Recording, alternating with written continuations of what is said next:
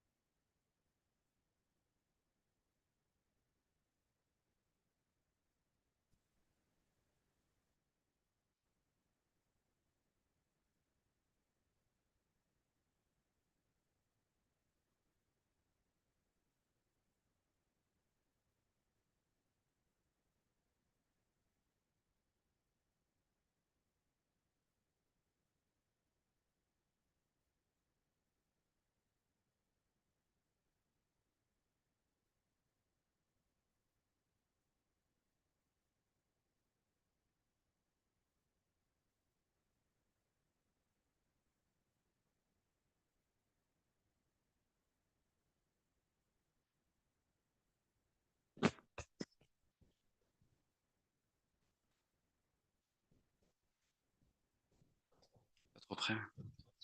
Ok. Vous m'entendez bien? Vous m'entendez pas respirer? Si. Ok. Bon, ça va être mieux. Vous m'entendez toujours?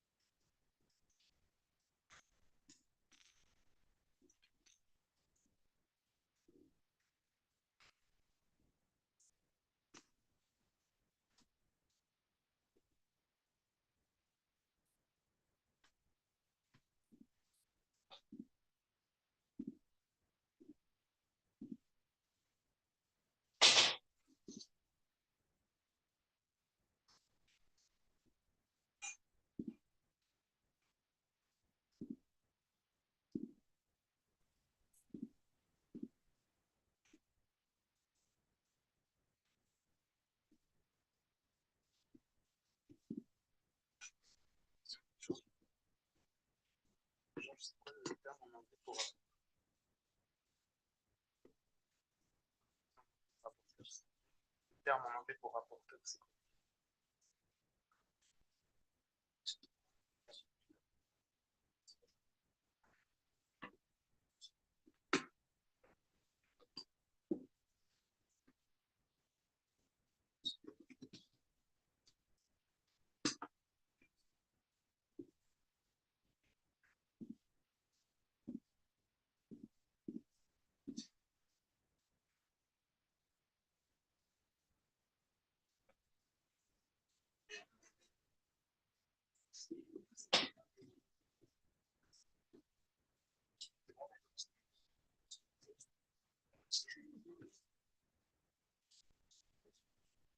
rapporteur. Déjà, c'est long.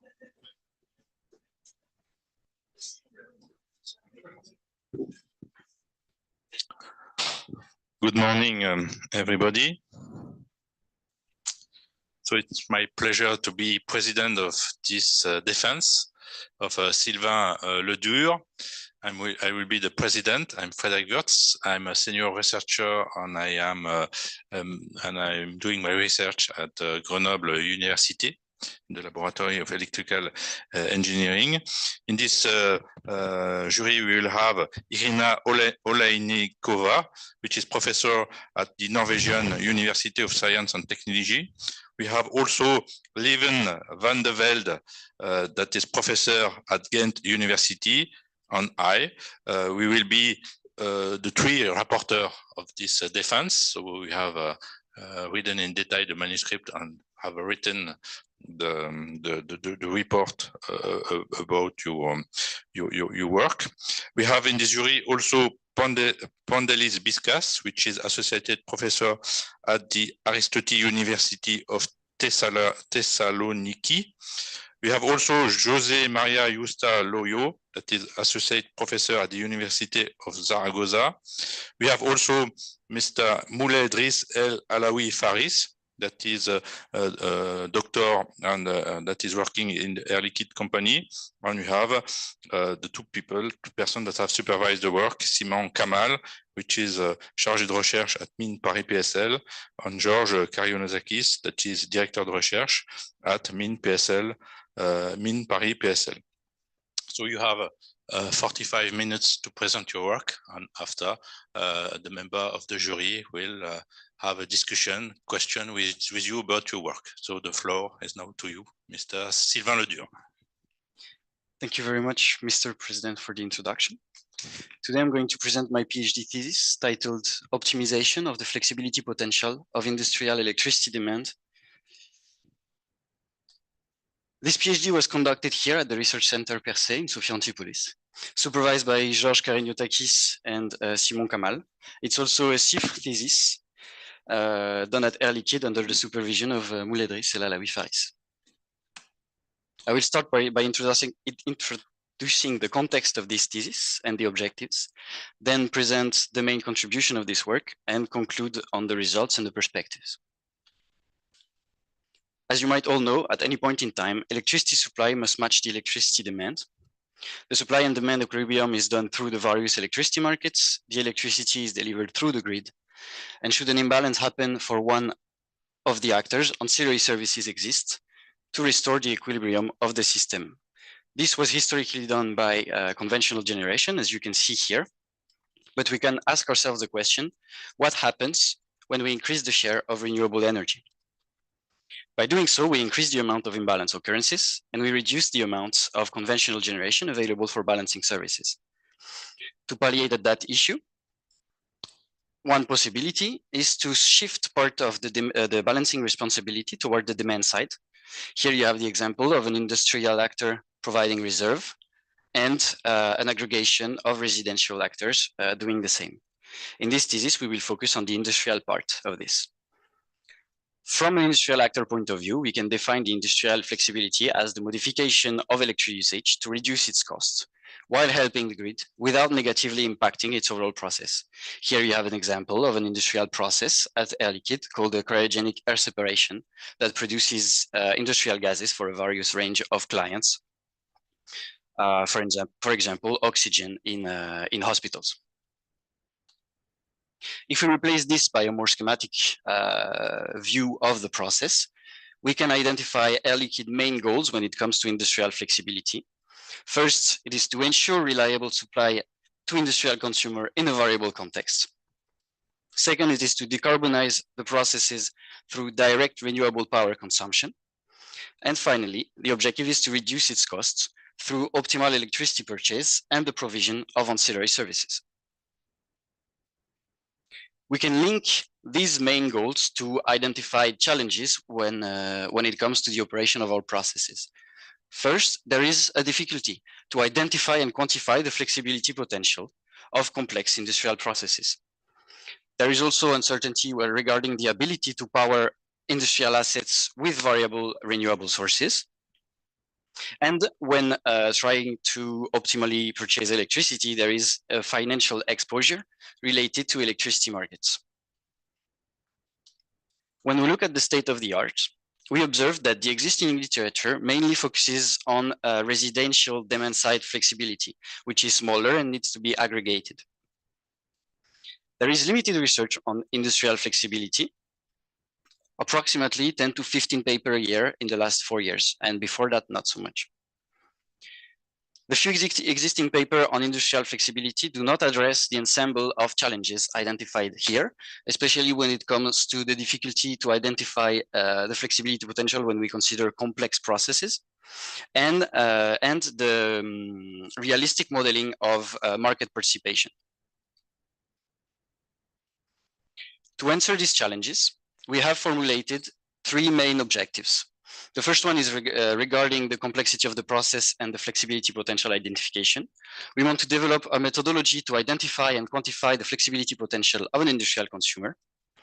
The second one is related to market participation and the uncertainty related to it. We want to formulate a decision-making strategy to valorize the flexibility of a plant in multiple markets. And the third one is a combination of the two when we have relatively inflexible assets that we want to, for which we want to valorize the flexibility. We want to investigate investments in new flexibility levers. Now on to our first objective, which is flexibility potential quantification. The problem that we identify is that in complex processes, knowing the flexibility potential of each individual power component is not enough to characterize the flexibility potential of the whole process. Looking at the literature, when it comes to industrial flexibility quantification for industrial processes, the identification of the flexibility potential focuses on the limits of the feasible space of operation, but does not consider the possibility to move within this feasible space. Looking at power systems, on the other side, the identification of the flexibility potential this time considers the possibility to willingly move within this feasible space. However, the representation of industrial assets within this analysis are too simple. So to answer this methodology to identify and quantify, we have 3 main methodological steps. The first one is that we want to describe the feasible space of operation of a complex industrial process. The second one is that we want to quantify the ability to move within this feasible space. And finally, we want to identify the usual operating points of the plant when following a demand profile. But first, we can ask ourselves, what do we call a complex industrial process? Here is the picture from before. So we are still looking at the cryogenic air separation unit, which will produce gas that requires a certain chemical equilibrium within the process. This cryogenic distillation of air will turn air into its basic components, nitrogen, oxygen, and sometimes argon. If we look at a more schematic version of this process, we have at the center here the distillation process itself with different pressured column with different temperature where we will do the distillation itself. Looking at the flexibility aspect of these plants, we have our flexibility levers, which are power consuming components in the shape of compressors before and after the distillation columns and liquefiers. And we have as well liquid product storage. For this plant, we have product demand and clients. This product demand can take 2 shapes. It can be gaseous for oxygen and nitrogen, and it can be liquid for oxygen, nitrogen, and sometimes in specific cases, argon. The complexity sources for this kind of process is the chemical equilibrium within the distillation process that has to be preserved in the columns and the product output interdependency, meaning that we cannot just change the power consumption of our compressors and other power consuming components. We also have to account for the distillation process itself. Now, if we look at the modeling of such an asset, here we have the representation of a mixed integer linear problem that we use to optimally schedule such a plant. So we use an objective function where we minimize on the top electricity costs and subject to a certain set of constraints that will describe the physical behavior of such a plant. So we have here the equations or a summary of the equations representing the distillation columns. Within it, we have mass conservation and process constraints, which are the origin of most of the process complexity. Then we have our constraint for power consuming components. Here I put an example of an equation for the compressor. In this case, they have a nominal power ramping here and the minimum and maximum flow Q within the compressor. We also then have liquid product storage constraints and the energy balance. Here is the tricky part. The mass conservation constraint will affect the process flexibility, therefore making the flexibility quantification non-trivial.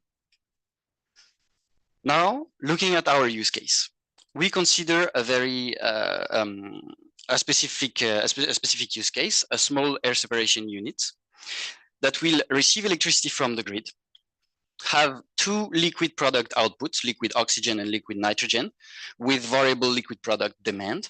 And we have one gaseous output with constant gaseous product demand for the gaseous nitrogen.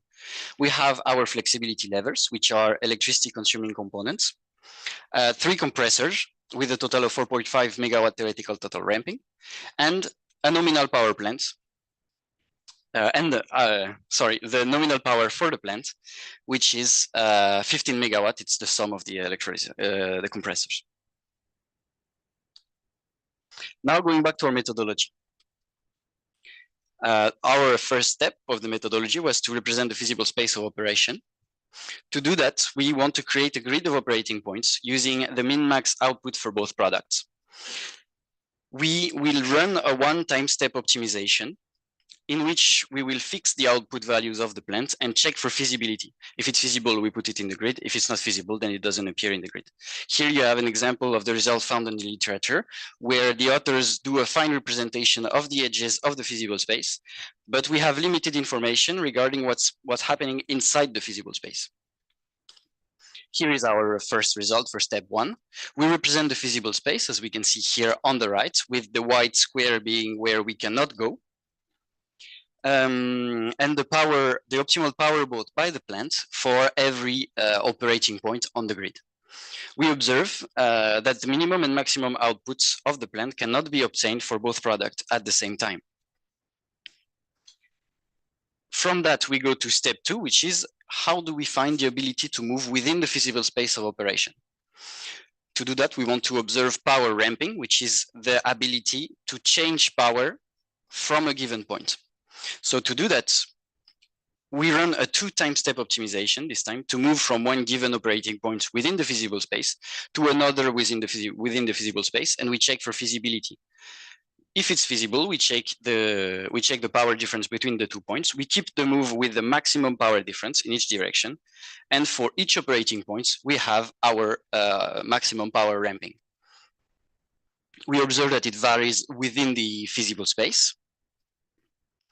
And especially interesting, we have a limited upward ramping here when it comes to the lower value of liquid nitrogen production, which is a representation of the limits due to product output interdependency. Overall, we also identify a unilateral power ramping of up to 2 megawatts and never in both directions at the same time. So on the left, we have the downward ramp where we consume more electricity. We have higher possibility to go down in power, and the upward ramp, which is the opposite. From this, we want to identify which operating points appear or are used resulting from the scheduling optimization of the plants when we consider variable demand of the product. To do that, we run a weekly optimization to account for the product demand profile. And we extract the operating points from the results and their frequency of appearance. We obtain these results. Here on the plot, you see grayed out the unused operating points, and colored, you see the operating points that are used when optimally scheduling the plant with the frequency of appearance. Here in the table, you see the ramp available in terms of frequency occurrence. What we can see is that the operating points used are located at the extremities of the liquid oxygen here and here, output range, and that the liquid nitrogen on the y-axis product output is used to vary the power consumption of the plant. The 2 megawatt of RAM that we previously identified, only appear between 35 and 41% of the time, and never in a symmetrical fashion, meaning that we cannot provide for one operating point 2 megawatt up and down at the same time. Now, to summarize the results for this first approach, we have identified and quantified the theoretical flexibility potential of an industrial plant, mainly starting from a theoretical flexibility potential of 4.5 megawatt from the individual electricity components. The methodology only identifies up to 2 megawatts of flexibility within the process due to the process complexity. Analyzing the practical flexibility potential available for ancillary services provision when considering demand profiles, under usual operations, only a handful of possible operating points are used. The most efficient points are found on the extremes of the feasible space, which limits the available power ramp of the plant. Overall, this methodology provides a graphical information about the flexible potential of the process as a whole, instead of only considering the theoretical characteristic of each individual component. This work was presented in the PSCC conference in 2021, and then published in the Electric Power Systems Research Journal. Now on to our second objective for this thesis, which is the uncertainty-aware multi-market scheduling. Looking at multi-market participation for industrial assets, we observe that the literature lacks realistic simulations. Participation to market rules are not considered. For instance, gate closure are not considered. Prices are assumed to be known in advance. The granularity of the bids are not considered. And this whole can have a large impact on the financial result of the plant. To analyze that, we have a methodology in 2 points. First, we want to simulate the day-to-day operation of a flexible asset on electricity markets and secondary reserve mechanism. And we want to manage the uncertainty coming from the renewable power and the sequential electricity markets. Looking at the electricity purchase and reserve provision side, electricity markets span on different time scales, which allow us to hedge the uncertainty related to these markets. When we look at direct renewable power consumption, we cannot buy it on the short-term markets because they do not allow for the identification of the source of the electricity that we receive. To have certainty and certify that the electricity we receive is renewable, we go through PPA contract, which are long-term contract called power purchase agreement, which allow for the direct purchase of renewable power for a certain price that is set while the contracting, but we will go back to that a bit later. Then we have the reserve aspect and the balancing aspect of the markets in green, where we will have market operator receiving bid to balance the market, to balance the grid through several markets. The volumes offered by industrial actors are of high interest to the grid operators because of their large power and energy density compared to residential flexibility, for instance. The market participant is first remunerated through capacity reserve in a day-ahead fashion, before being remunerated for the effective energy used when considering the effective need of balancing of the system, this time with intraday bidding. Most reserve markets allow asymmetrical reserve participation, which is good for us, as we have identified in the previous part that we could not provide as much reserve as we wanted in a symmetrical fashion. To simulate the decision-making of the plant as the day goes by, we developed a rolling horizon algorithm that we have represented here. An optimal scheduling of the plant will be run every 15 minutes with evolving forecast as inputs here on the left and optimal market bid as outputs on the right. Below we have the time scale of the markets. When no gate closure is reached, the position on each market is free and the optimization problem can feel free to optimally dispatch the power bid. When the rolling horizon reaches gate closure, the last optimal position returned by this optimization problem are used to compute the market clearing, So we decide by the status of the markets if we are scheduled, if we are accepted, to what price, to what volume. And then the market clearing results are used as input this time on the left for the optimization. And we go through that throughout the day and throughout the year. Now looking at the optimal scheduling itself. So we represent it using an optimization problem, which is a mixed integer linear programming once again. Here we present the objective function and the parameter. The main objective is to minimize electricity costs and maximize reserve revenues and product output revenue. For the electricity costs, we will have the power bought on the different markets that will be considered a variable, multiplied by the price of the market, which is an uncertain parameter. The energy received through the PPA or for renewable power is considered an uncertain parameter because we have the assumption that we have to consume anything sent by the wind power plant. When it comes to reserve revenue, the work is a bit similar. We will multiply the power reserved by the capacity reserve bids. So the power reserve is a variable and the capacity reserve bid is as well an uncertain quantity, an uncertain parameter. And the same is done for the energy activated through the reserve. For our uncertain quantities, we consider point forecasts. Looking at the plant operational constraints, we have here expressed the power market quantities of day ahead and intraday as PM. And we have two types of constraint presented here.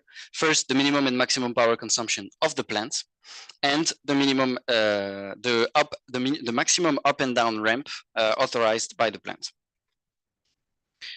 Because we do not know the amount of energy effectively activated for the reserve, because it depends on the current status of the market, of the grid, sorry, in terms of balance, we cannot use the reserve provision to keep the power balance of the plant. Meaning that for the min and max power, only the reserve direction that will adversely affect the min-max constraint is considered. For instance, here, this one will only threaten to violate the constraint, whereas if we put this one, we would help the system keep in balance. The same logic is applied to the power ramping. The plant power ramping constraint must consider the change in reserve direction from one time step to the next, and only in the direction that will adversely affect the constraint. We have to note that we are using generator point of view, meaning that upward reserve implies a reduction of the consumption of the plant. Looking at market rules, we only enable one direction per time step for the participation on a given market when we have bidirectional markets, so reserve and intraday market. To do that, we introduce a binary variable, which is used to manage the direction of the participation. To manage the locked participation due to the rolling horizon and the reaching of gate closure, we introduce these constraints, where the power for a given market is set to be equal to a certain position, only when this theta GCT is equal to 1. Meaning that when the rolling horizon sends the identifier saying, we reach the gate closure, you cannot change your position on this market anymore. Now onto the uncertainty management. The first goal that we have as an industrial consumer is to reduce our imbalances. So we want to focus specifically on the wind power, which is uncertain and that will cause imbalance. To do that, we decided to go for a robust reformulation of the problem. And here we explain how we did that.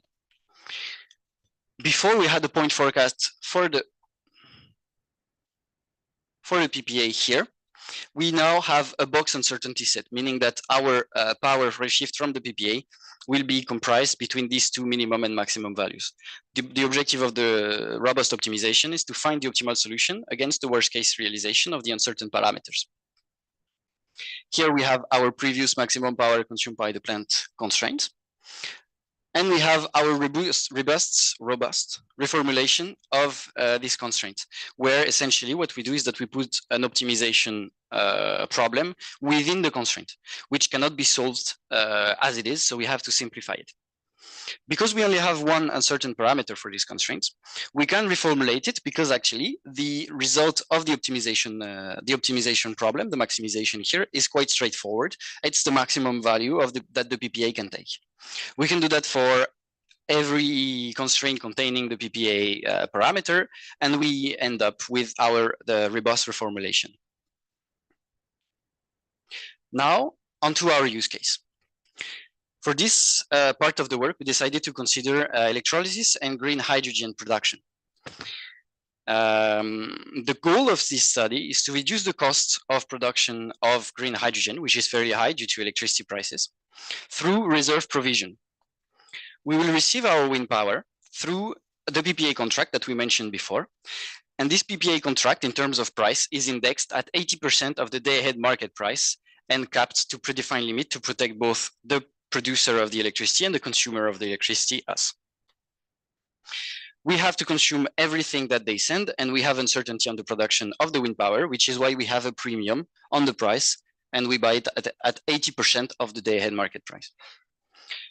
Hydrogen produced through power received from the PPA will be considered green. Any hydrogen produced from any other source of electricity coming from the grid will be considered gray. We consider for the reserve market secondary reserve because this is what is more appropriate for our response time and degradation of the electrolyzer. The green hydrogen is sold at a premium, here €6 per kilogram, whereas gray hydrogen is sold at €2 per kilogram, which is roughly the price that we sell hydrogen at when we use fossil fuel-based technology. So the ultimate goal would be to reach €2 per kilogram for the green hydrogen. The hydrogen produced by the plant is sent to a hydrogen network. Therefore, no specific demand is to be satisfied. Looking at the market participation, we want to simulate the run over the year 2021, which is interesting because on the second half of 2021, there was an energy crisis due to a flare of natural gas prices. This simulation will therefore illustrate the behavior of our algorithm in extreme prices situation. We also consider German market rules and prices because of the availability of the reserve prices and quantities to the public, and because they have similar rules to the ongoing European reserve market harmonization. On the side of wind power profile, we obtained it from the Belgian offshore platform. Once again, because historical production data was available, and because its geographical location is close to Germany, and therefore we can capture the effect of high wind power penetration on the market prices. Now, onto the results. Here we will present an illustrative run that was done during year 2021, where we have the power market transaction for the electrolyzer, for the day ahead in blue, intraday market in pink, and the PPA direct consumption in green. We observe that the electricity is bought on the day ahead market to produce gray hydrogen when the power prices are sufficiently low to reach the €2 per kilogram of prices, and the plant consumes all the power received from the PPA contract. Looking at the reserve, we observe that the plant provides reserve around its power profile. Here we can see it. And if we look only at the reserve, we have it here at the bottom left. We observe that to be realistic compared to the literature, the effective energy activation of the capacity reserve bid is dependent on the real-time imbalance of the system, meaning that for every time step, the effective energy activation of the reserve will vary, and it's something that we cannot predict. Now, looking at more higher view results for the year, we average the cash flow increase between no reserve and with reserve on top over here over the year. And we do something similar in the bottom with imbalances, without reserve on the left, with reserve on the right, with percentage of occurrences, and the 95% CVAR on the volumes of imbalance. What we observe when we look at the cash flow, we observe that reserve provision generally increases the cash flow. We have the average over the whole year on the right. The reserve addition is particularly advantageous in times of crisis, which was the second half of the year, where we observe up to 300% of increase in cash flow during the crisis due to very high electricity prices. When we look at the imbalances, we observe that the robust approach reduced the occurrence of imbalance quite drastically, here without reserve and here with reserve. We also observe that the reserve provision further reduces the imbalance. Now on to our final result, which is the green H2 break-even price. What we call green H2 break-even price is the price at which we could sell the green H2 if we used all the additional profit to reduce the sell price of this hydrogen. We observe that we have better performance from the robust approach before the crisis here. However, the reserve provision with the robust approach is not enough to compensate for the adverse effect of the crisis here because of its more conservative approach. Now to summarize the result of this part. The behavior of an electrolyzer providing reserve services was simulated. We observed that adding secondary reserve increases the average cash flow, and that this can bring down the selling price closer to gray hydrogen. So if you remember, it was around 4 and 5 euro per kilogram. So it's not yet around the 2 euro per kilogram, which is our goal. The impact of uncertainty was assessed. We observed that the deterministic and robust approach have similar cash flow performance. However, the robust approach shows a great imbalance improvement. We also observe large differences between the perfect knowledge and the uncertain approach, hinting at the fact that we could increase the performance of our algorithm by increasing the quality of the forecast, especially when it comes to reserve market prices. Now on to the last part of our presentation, the third goal, which is the investment in additional flexibility level. The problem we have is that the inflexible aspect of air separation unit prohibits them from operating with large amount of renewable energy. In the literature, we have observed that the provision of ancillary services for this type of plant is only considered through the addition of an external flexibility lever. And to our knowledge, the case of an air separation unit fed directly by renewable power production is not widely addressed in the literature, which is why we will use it as a use case for our investment in flexibility lever approach. Our methodology will be to first assess the viability of an inflexible asset, in this case an air separation unit, in a certain markets and power conditions. And then we will investigate the investment in additional battery storage as a new flexibility lever to further decarbonize the process. Here is our use case. The general goal of the study is to assess the ability of an air separation unit to operate under uncertain conditions. So we take our previous air separation unit and we input it in our market participation framework. So we still have the same context around the market participation with variable renewable power received from a PPA contract indexed at 80% of the day-ahead market price. We can buy electricity from the grid for the bulk of the electricity consumption. And we have to satisfy the variable demand of the plant and the two liquid product and the gas demand that is constant. Here we have a reminder of our two methodology. First, we want to analyze the reserve provision of the reserve provision analysis for the plant. So we have different market setups where we will observe the effect of uncertainty on such an inflexible plant. And then we want to add a battery to increase the amount of renewable power that we can receive. Because we only consider the amount of renewable power that we can receive, you note that we do not provide reserve anymore for this step 2. We only focus on the wind power itself. The rolling horizon is run over 3 different weeks of year 2021 because adding the air separation unit within the optimization framework makes it harder to compute, and therefore we had to average over 3 weeks and extrapolate what would happen over a year. Now onto the result analysis for this simulation.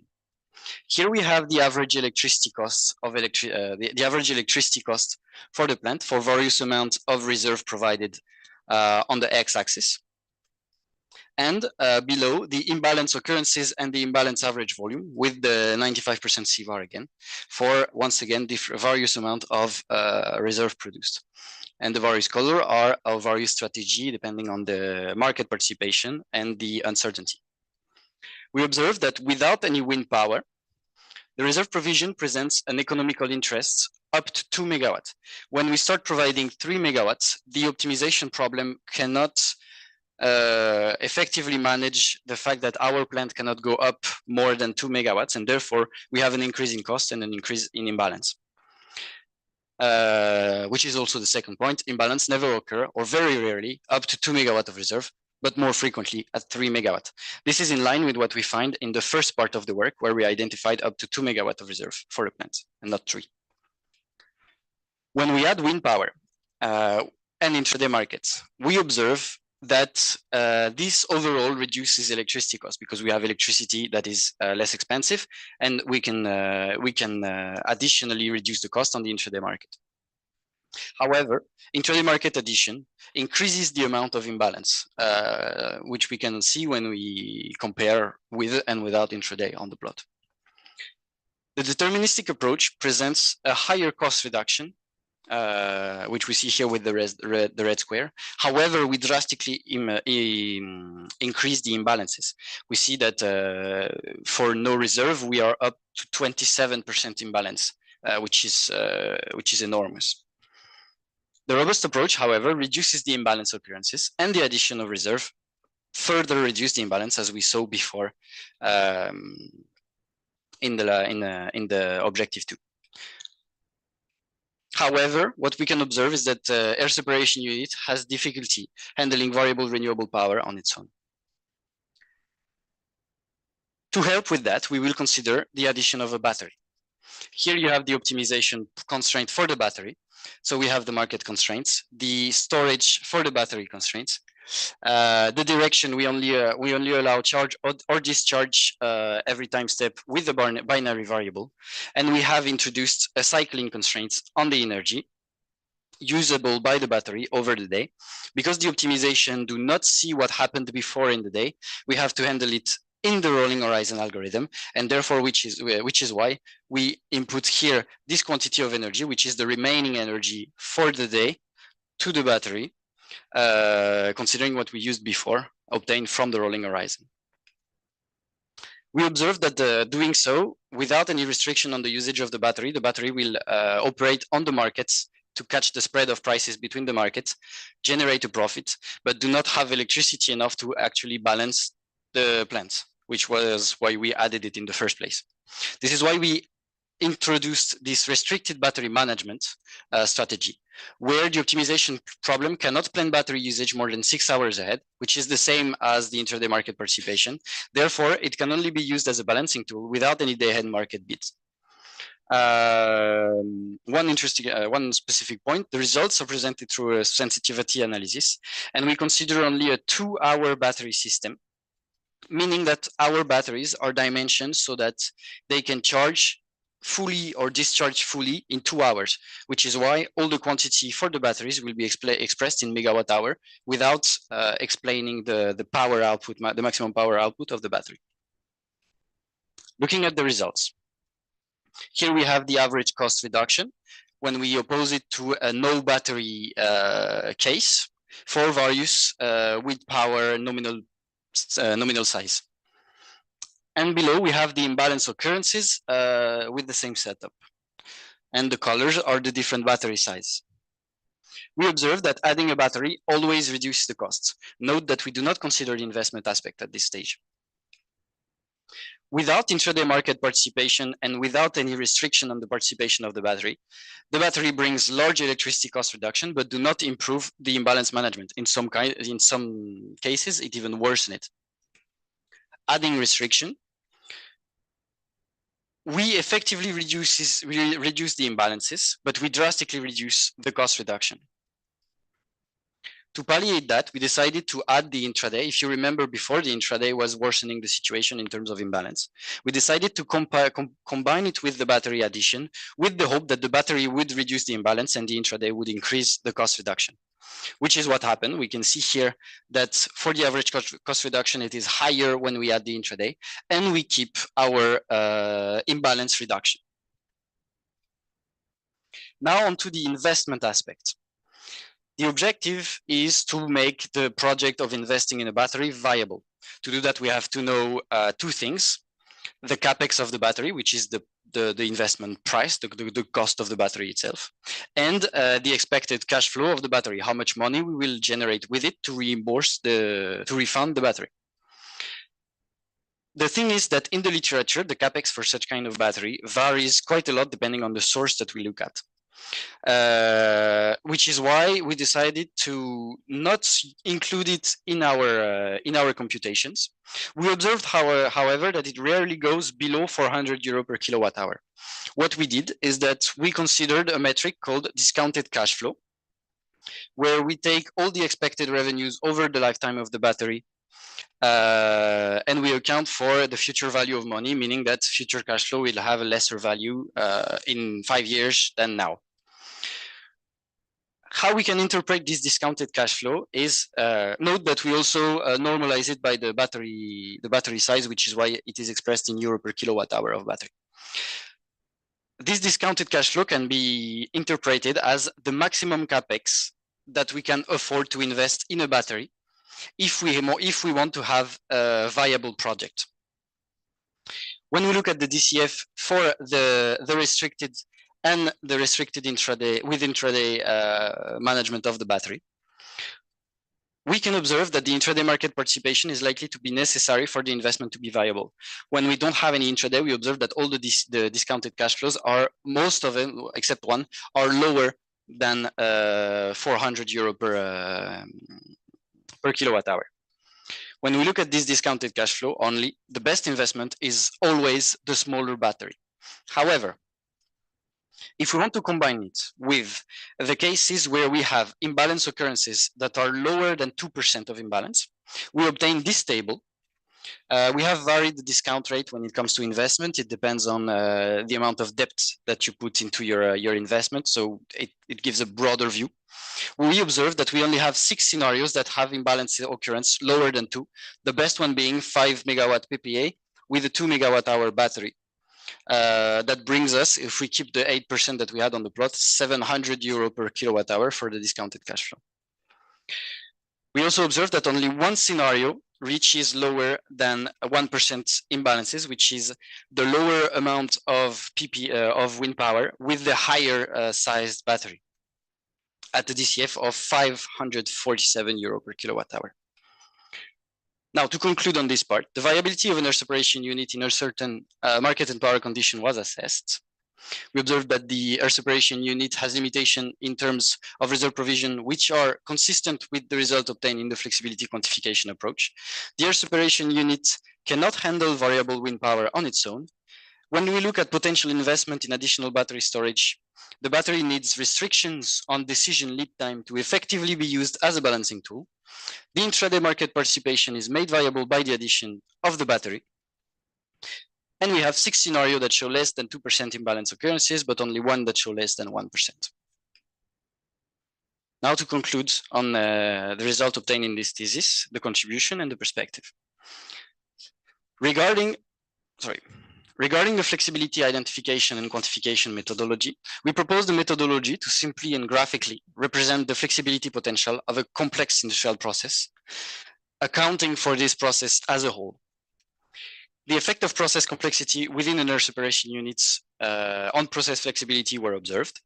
These results were presented in a conference, the PSCC 2022. So we sent it in 2021 at the conference 2022 and published it in the journal Electric Power Systems Research. Regarding power flexibility valorization through multi-market participation, we developed a rolling horizon algorithm to simulate the realistic operation under uncertainty of industrial assets, providing reserve with renewable power sourcing. In electrolysis application, we observed that reserve provision can bring a significant decrease in green hydrogen production cost of 8.5 roughly %, but does not yet compete with its carbon-based equivalent. This electrolysis study will be sent for review in a journal paper under the title Optimal Scheduling of a Large-Scale Electrolyzer for Grid Services Provision and Renewable Source Hydrogen Production. When looking at air separation unit applications, the plant cannot manage uncertain renewable power on their own. However, if we add the battery storage, we can make it viable to invest in with the proper market participation and battery management strategies. Now looking at this, the perspective for this work. Once again, going back to flexibility quantification, we could extend the flexibility quantification methodology to consider plant design with flexible operation in mind, taking a greenfield approach. When we design the plant, we want to plan how we could use it flexibly and therefore have more freedom when we design this plant. We also could explore the impact of more complex modeling on the flexibility studies that we performed in this thesis. Regarding flexibility valorization, we could decide to go toward industrial clustering, which could increase the amount of flexibility available to industrial actors. Combining different plants with various amount of flexibility could, on the global scale, increase the flexibility potential. We could also look at storage management outside of the limited optimization timeframe, which actually that needs to be investigated. On this particular point, we have optimized storage over an optimization time frame, which was a few days. When we have storage that are designed to operate for demand with weekly profiles, the optimization cannot see the future time step, the previous time step. So we have to find a way to optimize the storage management outside of this optimization time frame. It clashes, however, with the concept of rolling horizon, which requires an optimization with limited time frame. A similar problem happens with flexibility lever investments, where we want to optimize the investment in additional flexibility lever instead of using a sensitivity analysis. However, to do that, we need longer simulation timescale and optimization timescale, which are not compatible with the rolling horizon approach that we used. Thank you very much for your attention.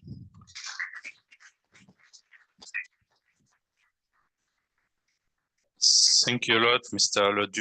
LEDUR, for this very interesting presentation.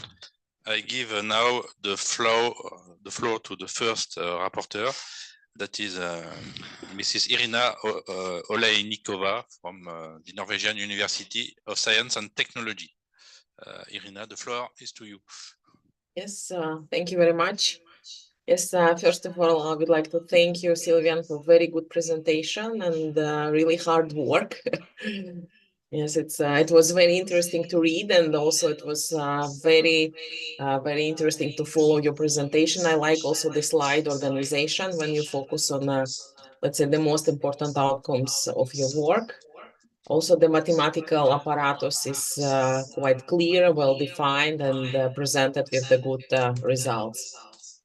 As well as I would like to say some congrats to George and Simone. I think you did a great job selecting this important topic as flexibility, and with special attention to industrial flexibility. Yes, so we see it's the topic by itself is very actual and important, what also was highlighted in a thesis and in a presentation. But I would like to ask you a few questions, and maybe I can start also with first question. You have showed what there are very limited amount of work was done with the industrial flexibility. So as my first question, can you maybe discuss a bit on the difference between industrial flexibility and user flexibility?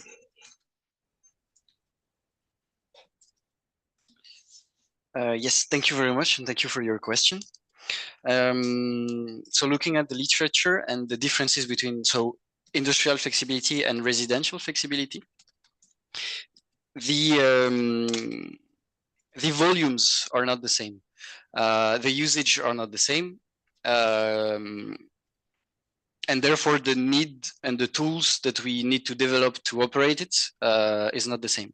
When it comes to residential flexibility, we will have smaller users with home tooling, home appliances that we will have to vary in terms of consumption, and therefore we need to adapt to their consumption profile and the human factor, which is that not everybody will use their home at the same time. We will also need to consider the fact that we will need to invest in additional tooling to monitor the the flexibility operation of the various houses, and we need to aggregate multiple houses to provide the flexibility. So some specific studies will be developed on that side. Whereas for the industrial aspect, we will have much larger power density, but much more complex process to model. Therefore, we will not need to aggregate multiple sources of smaller flexibility, but we will have to focus on the process itself, the customer demand, which can be quite tricky, as we saw here.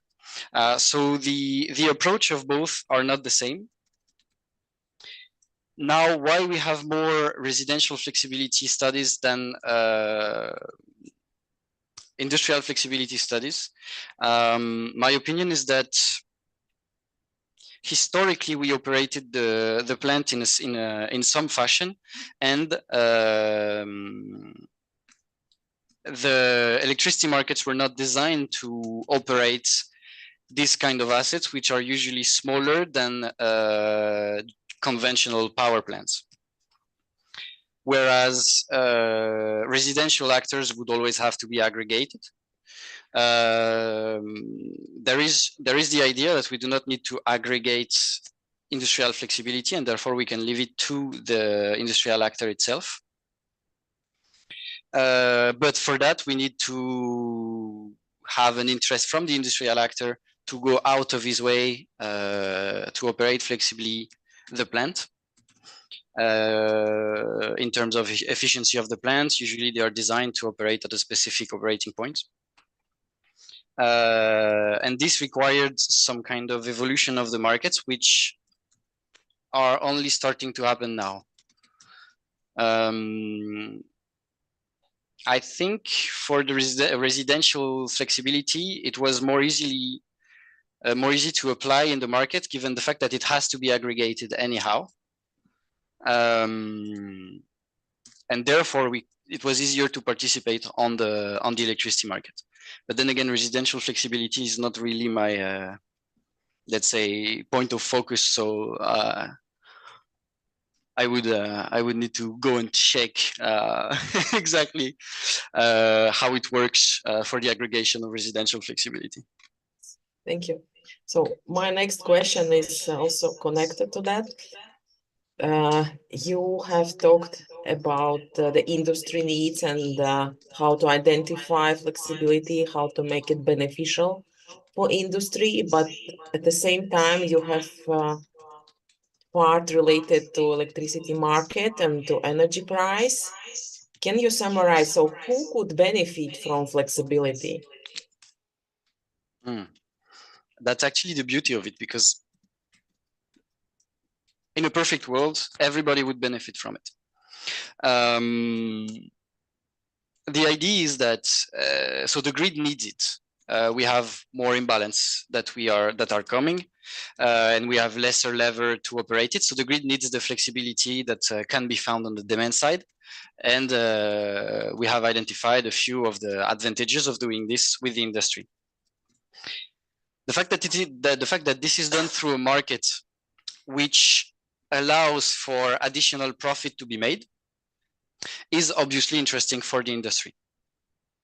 So there is the financial aspect.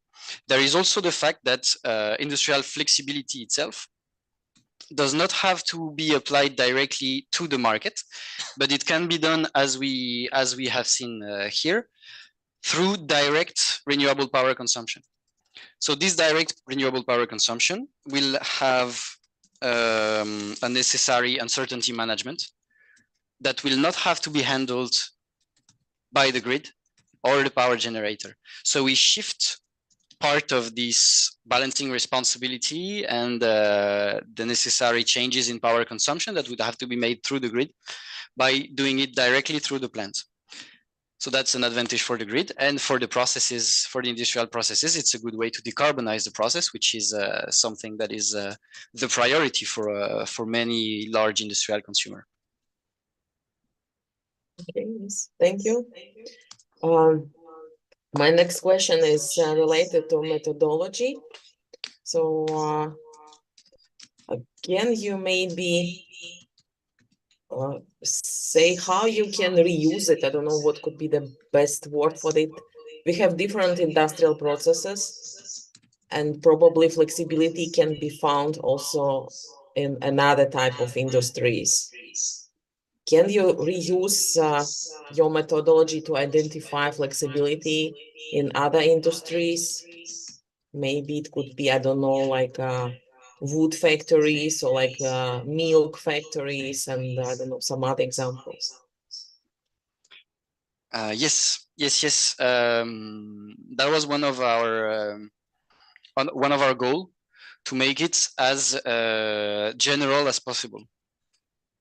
As you saw, we changed for the market participation framework from an electrolyzer to an air separation unit, because in the code, the idea was to say, in the code and in the math, the idea was to completely separate the market participation aspect from the process constraint. Regarding the quantification of the flexibility itself, any kind of process that can be represented in the way that we did for the air separation units could be a good use case for the methodology that we presented. However, we need to keep in mind the fact that when it comes to industry, the process have very specific constraints, very specific way of being represented, which is something that could limit the generalization of the methodologies. In terms of number of product output, for instance, as you noted in the first part of the work, we only have 2 product outputs. We could expand this methodology to handle more than 2 product outputs, but having more than 2 product outputs would mean that we could not represent graphically anymore the flexibility. We could still extract the values in terms of ramping available, but when we look at the process itself and the feasible space of operation, this would need to be adapted if we were to accommodate it for a process with more than 2 product outputs. Okay, then my next question is also related to that. It's very good, maybe an actual now, to identify flexibility and use it for different system services. But what do you think about the incentives for flexibility providers in a long-term perspective? Would it be a good business still, or maybe it's like too complex and complicated at the same time? So you need to have a certain, let's say, automatic at the industry. You need to have maybe flexibility operator or someone who can run the algorithm, communicate with the markets or system operators. So maybe like in a short term it's okay, but would it in a long term, maybe it's more beneficial to build a few PVs or wind power plants? I'm sorry, I misheard the beginning of the question, so yeah, about the incentives for flexibility providers in a long-term perspective, because it's very costly to have this, let's say, available from the industry. They need to include some extra costs and extra activities. In Right, the short okay. term, it's clear we need it now, but what do you think in a long-term perspective? I would say that it's not too costly, because we have the financial incentive, which is something that is necessary for pretty much any industry endeavor. We need to make money from it. It's the core, it's how industry works. So we have the financial incentive, meaning that from the industrial parts, as soon as we can make money from it, then it's not costly for us. Then comes the idea of, let's say, power system dimensioning as a whole. do we need that much industrial flexibility? Because it's not costly for industry, but it's costly for the people causing the imbalance. Someone has to pay for this service. However, if we continue going in the trajectory that we have now, which is increase the amount of renewable electricity in the power mix, given the fact that this renewable power mostly comes from variable sources such as wind and PV, I don't see another alternative to industrial flexibility, accounting for greater investment in the grid, for instance, but that these are very costly as well, or investment in battery storages, which is what we showed, which is what we've shown here for inflexible assets. But ultimately, the idea would be to not need battery storage because it is very costly, and there is always the problem of materials, limiting materials, which is an issue in the energy system that is growing, and we are starting to see that our energy transition will need a great amount of materials. So it would be better to limit as much as possible new investment in new technology, I would say. So given that state, I don't see how we could not use industrial flexibility and more generally demand side flexibility. So for the long term, I'm not very concerned about it. Okay, thank you. My next question is about the optimization. I think it was slide 22. And yes, if you can get back. Yes, it's going to be long.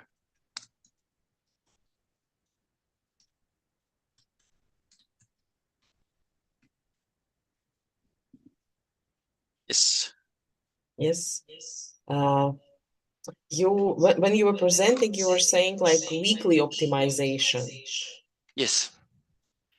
What is this weekly optimization about? We optimize the scheduling of the plants over a week. So that's the weekly optimization. The reason why we do it is that because for this specific type of plants, the demand profile vary within the day. So it's an hourly demand profile. However, it has weekly patterns. For instance, it's a plant that will work roughly 24/7. But we have to pay people to drive the trucks that will go and take the liquid product from the tank, meaning that during the weekend, we will have a much lower demand for the plant. So we have a weekly pattern to the demand, which is why we usually, even in practice, optimize the schedule of such type of plants over a week. So my question is about how much time do you need to run your algorithm? Because if you are talking about ancillary services provision, this function is done by system operator. And they are by nature responsible for security of supply, and the ancillary services is basically like seconds, milliseconds. How much time do you need to run your algorithm, and how you can make kind of aware system operator what you have this kind of extra power? How do you think you can communicate with them? Yes, that's actually a very good point, because we had an issue with that at some point.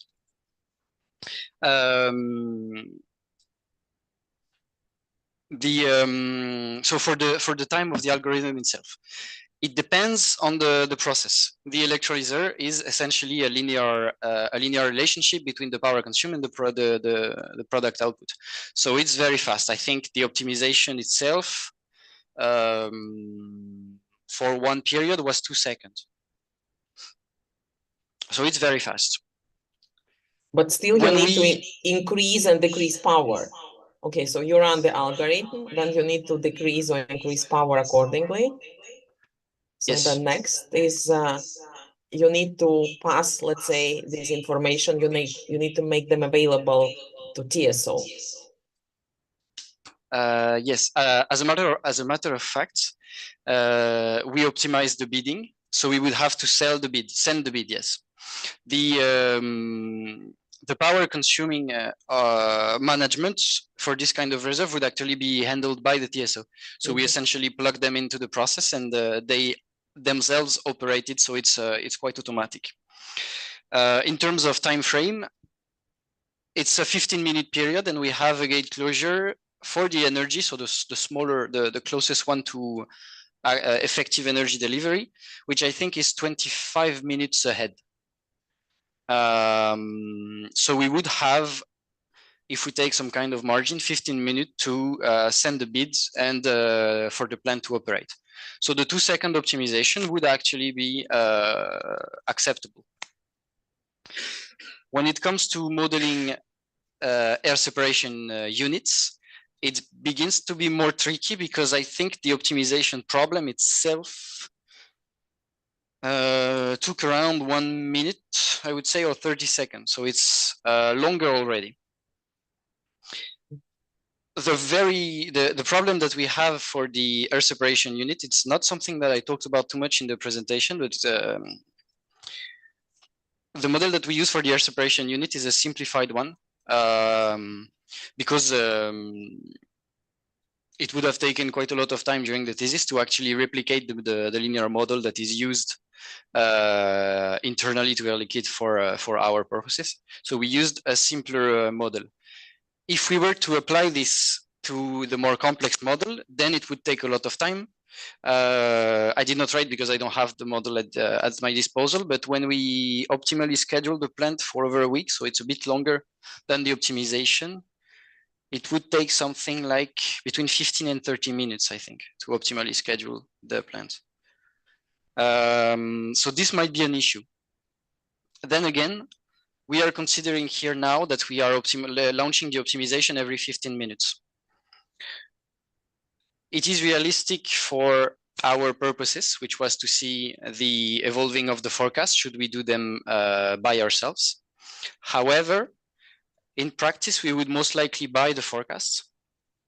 We would receive 2 forecasts a day. So we would have to optimize twice a day to accommodate the forecasts, and we would have to optimize at every gate closure timeline. So we would have to optimize something like 6 times a day, and therefore send bids for that amount. So it would be possible to accommodate larger plants for this kind of operation. I hope it answers your question. Yeah, thank you. My next question is I will ask, it will be even the last question. Because, okay, yes, the last question is about slide 32, related to the hydrogen flexibility. When you were saying, or let's say, including to your methodology, potential from hydrogen, do you think to use hydrogen only for flexibility, or you have some other, let's say, industrial processes what you can use hydrogen for? And my question is related, why do you think hydrogen is a good flexibility source?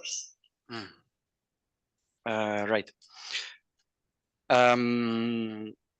In our case, hydrogen is not used for flexibility. We have a client that requires hydrogen, and our main objective is to provide to this client green hydrogen. Which is why actually when we look at this use case, the hydrogen is sent through a pipeline. So we have a client consuming through a pipeline large quantities of hydrogen with other units in the pipeline, which is one of the assumptions that we made, that we can send the hydrogen without accounting for demand, because other plants over the pipeline will adjust. That being said,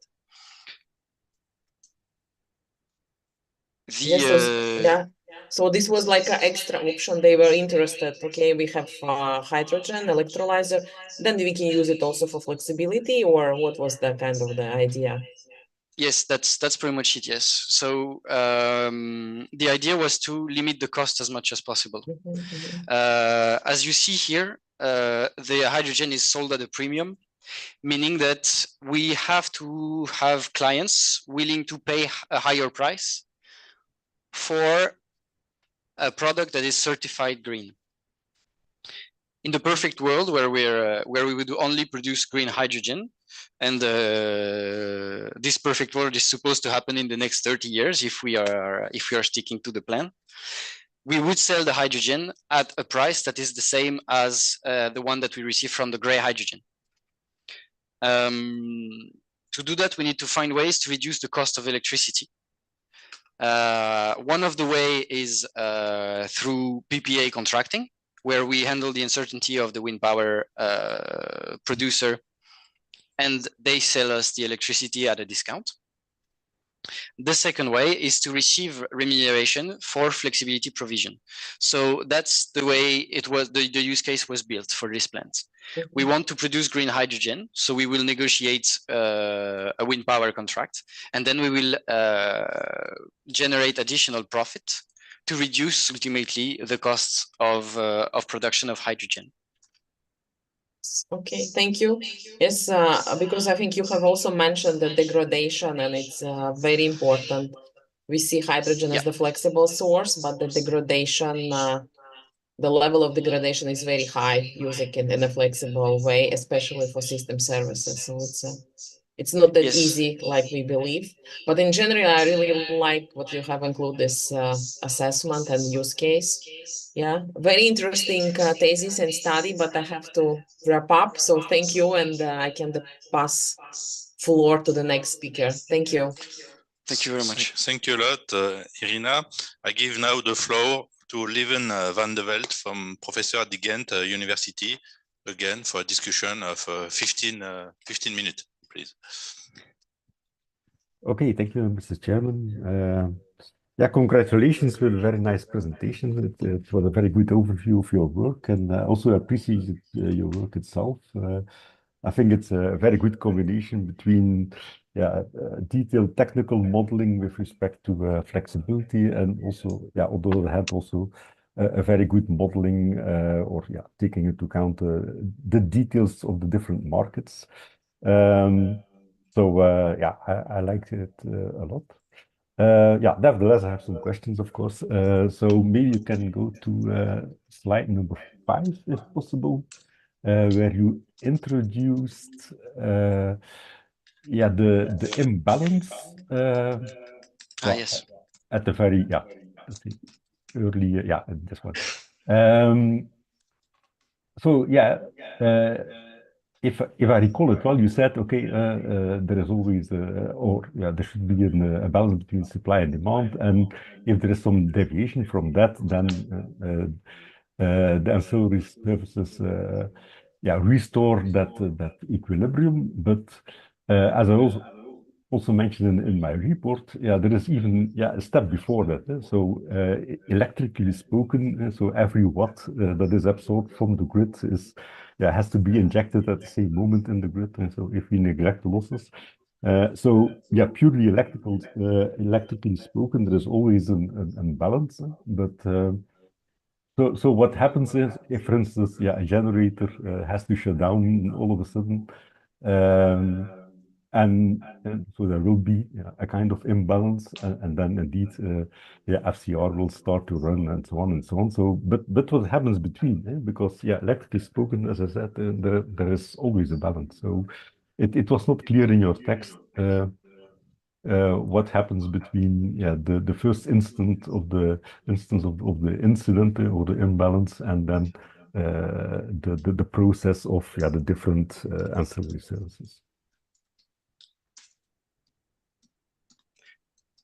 Thank you for your question. So yes, I think. So let me rephrase your question to see that I properly understood it. You're asking how the balancing in terms of real time would be performed when we compare it to our market environment. What would effectively happen for the energy and the reserve markets should, for instance, a generator could not produce as much as they wanted. Am I correct? Yeah. So it's rather, let's say a physical question. So what happens? So if you have a power system, so you have some generator running and some loads, and all of a sudden, a generator shuts down. Um, and then, electrically spoken, there is always an balance between the power that is injected in the grid and the power that is absorbed from the grid, and also taking into account the losses of the grid itself. And then, after some seconds, so the FCR will start to restore the balance and so on, as you said. But there is some gap in between. So I also mentioned in the report in figure 1.3, I think. So before T0 it was. So there seems to be some gap in the power. So I was just wondering what or my question is, what happens in real life between let's say the shutdown of a generator and the time that the ancillary services, so initially FCR starts to run. Yes, right. Okay. So there is indeed a gap between the market bids and the effective activation. It goes down to very technical issues that are usually managed by transmission systems transmission system operators. There are many things that are happening at the same time. So if we follow the timeline, us as actors will send bids to the transmission system operator to indicate them the fact that we are available in case they would need to activate this asset or the next, in case there is an imbalance. They receive the bids, they make the market clearing, and then from there comes the gap that you were talking about, where they will have. Yeah, no. That what you're telling now is a gap between, So also, the FCR market is done by means of bids and so on. So that's indeed the gap between the time that the bids are offered and so on, and the activation of it. But it's not that what I meant. So I really meant if you look at, let's see, the physical layer of the system. So let's start with FCR. So when there is a generator that shuts down, and then some generators will provide FCR according to the bids that they have made before.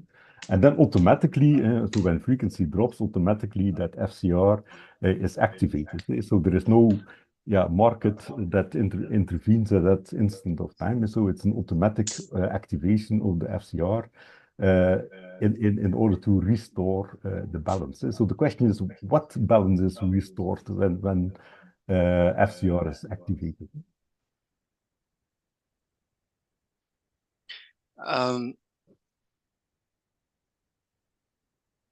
I think so.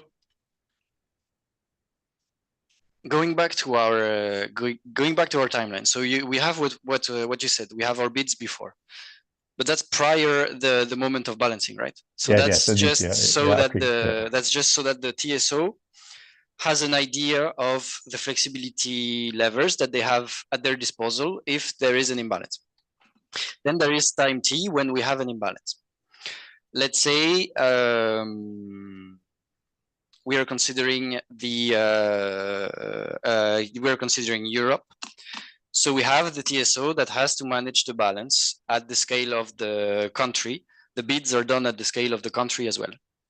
This can be quite tricky because we have to make the electricity travel from one point to the next. Let's say we have a flexibility lever, a plant that can change their level of consumption here in Nice, but we have a plant that stopped working in Nantes, Paris.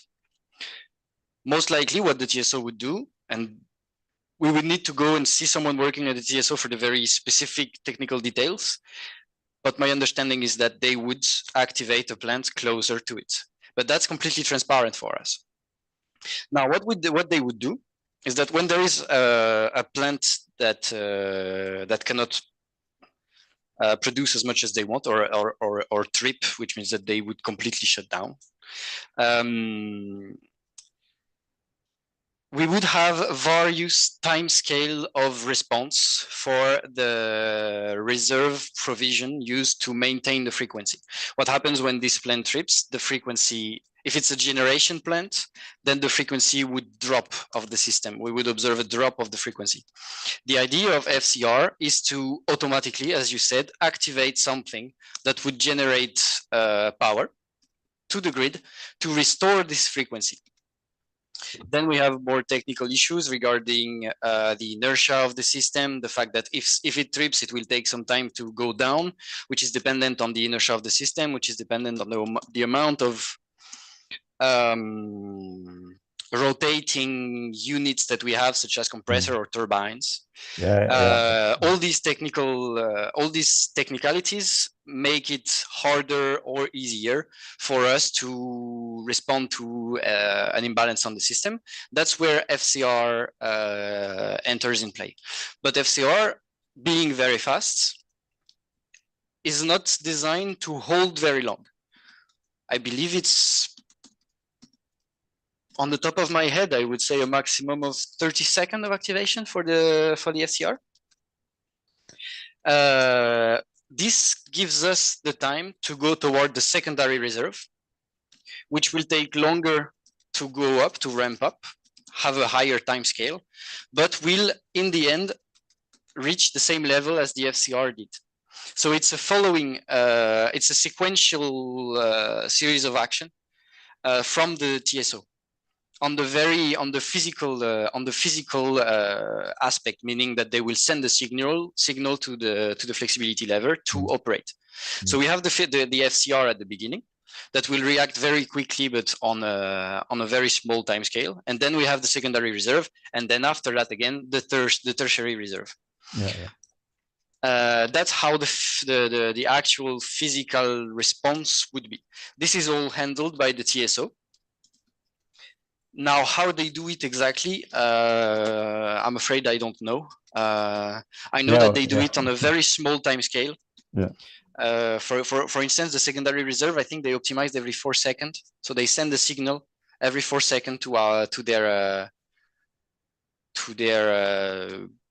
a group of flexibility levers, and then they themselves manage the geographical constraints, which are completely transparent for us in Europe. It's not the case in the United States, for instance, where they have a more nodal way of representing the grid and the markets.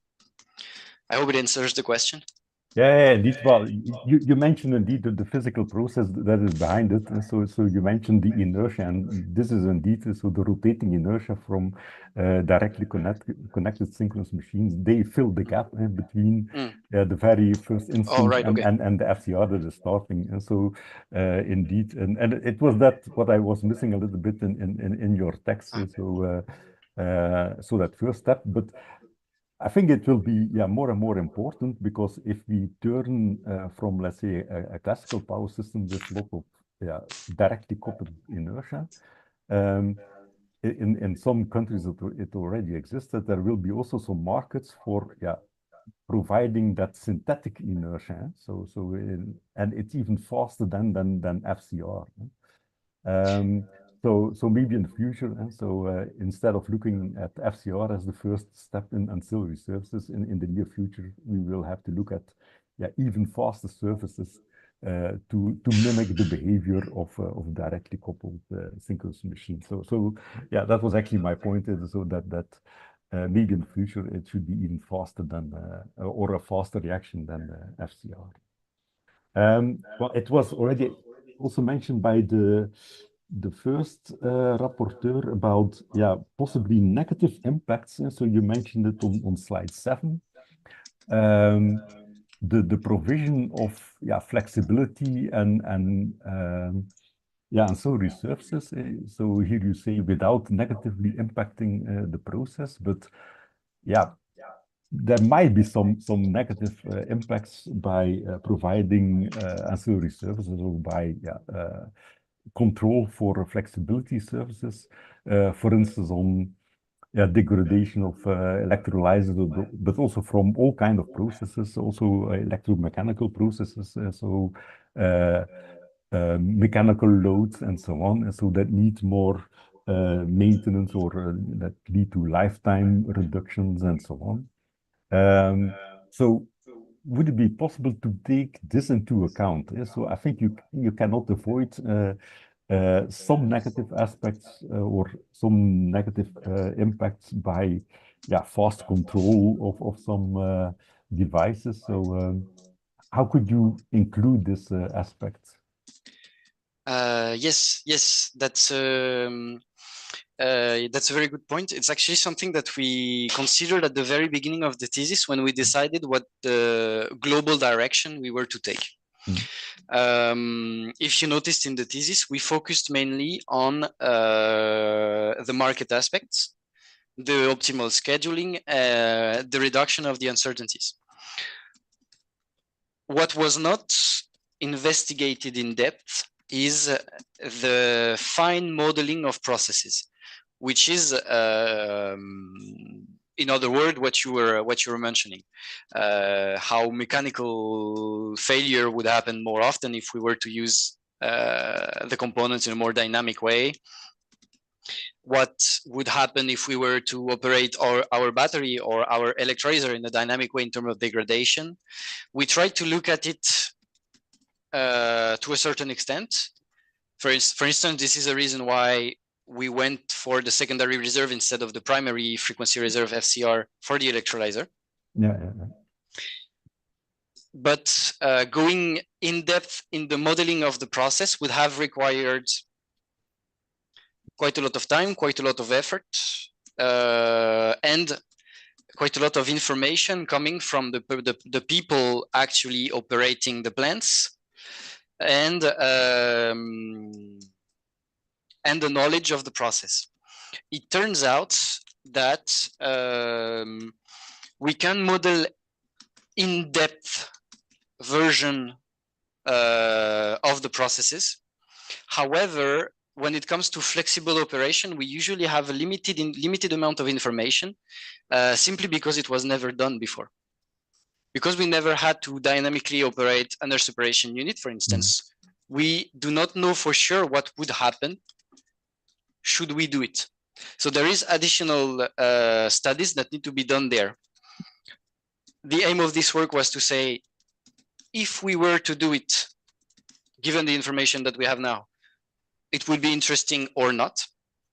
Given that information, we decide whether or not we want to do it and how we are to model the more dynamic aspect and the more refined version of the models.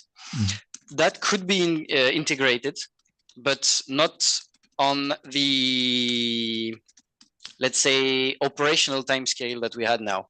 There was a question before about the fact that the optimization took some time, and that at the operational level that could cause a problem. If we were to integrate very specific and very refined models, then first off, most likely we would not have optimization that can run, because most of these models are non-linear, so we would need to change the actual optimization problems to account for these non-linearities. And it would take a lot of time, and it might not be good for our application. Yeah. So most likely what would happen if we were to do that, we would take a more physical simulation approach, which is unfortunately outside of my competencies. Yeah, and maybe the data for assessing the impact is maybe still missing now. Yeah. Due to and maybe very short last question. In your introductory chapter, you mentioned a kind of flexibility metric, but I'm not sure for which kind of processes this exactly was. But on the other hand, in your chapter 2, you modeled some processes in very, very detail, and so it was not one single metric. And yeah, on the other hand, if you so in your chapter 2, if you make an analysis of the potential, I think the specific ancillary service that you want to provide, or the specific flexibility service you want to provide, was not included yet. It was just a kind of what is the potential of flexibility of that process. But maybe I'm wrong, but I think it did not take into account for which flexibility service it was exactly meant. So I'm not sure if the result is very general in that perspective, or was it let's say specifically for one flexibility service? Yes, that is correct. We identified the flexibility potential over a given period for the first part, with in mind the fact that these were the period that were considered for the trading on ancillary services. In terms, it's usually a granularity of 15 minutes. But we did not consider any specific ancillary service at this stage. The idea was to develop a methodology where we can change the time granularity to accommodate how we want to identify the flexibility. Am I making sense? Because it varies from one ancillary service to the next. Okay. So you should, if you want to use it, you should tune it to a particular ancillary services that you have in mind. Yes. Okay. That well, it was not clear to me when reading the text, but now it's clear. So that was my last question due to time limits. Thank you. Thank you very much. Thank you a lot, Leven. So I will change my hat now. I was a president and now I am a rapporteur. Okay. So, okay. Give me 1 second that I find my notes. First of all, I want to thank you for the presentation on the very interesting manuscript. It was a great pleasure for me to read the manuscript. I have learned a lot of things, and I have put in mind also a lot of things that I had to know, especially how the markets are working, all those intraday, all those aspects was very useful. It was very useful for me to read your manuscript, and your manuscript was very pedagogic from this point of view. But before going more in details, I want to thank also George and Simon for the invitation. It was really a pleasure for me to be a rapporteur, and a pleasure again to be a president. So I want also to thank you for the presentation. It was, as well as your manuscript, very clear, very pedagogic, and it's really complementary of the manuscript, because to see you and to hear you is very useful. It's because there is one difficulty due to the high quality and the high amount of work you have done. The difficulty is to integrate all you have produced from the methodological point of view, from the theoretical point of view, but also all the results you have produced. It's the difficulty of your work is due to the quality of your work. You have really produced a high amount of results, a high amount of analysis, and the difficulty is to have the details of all the results produced. So this is the difficulty to the high quality.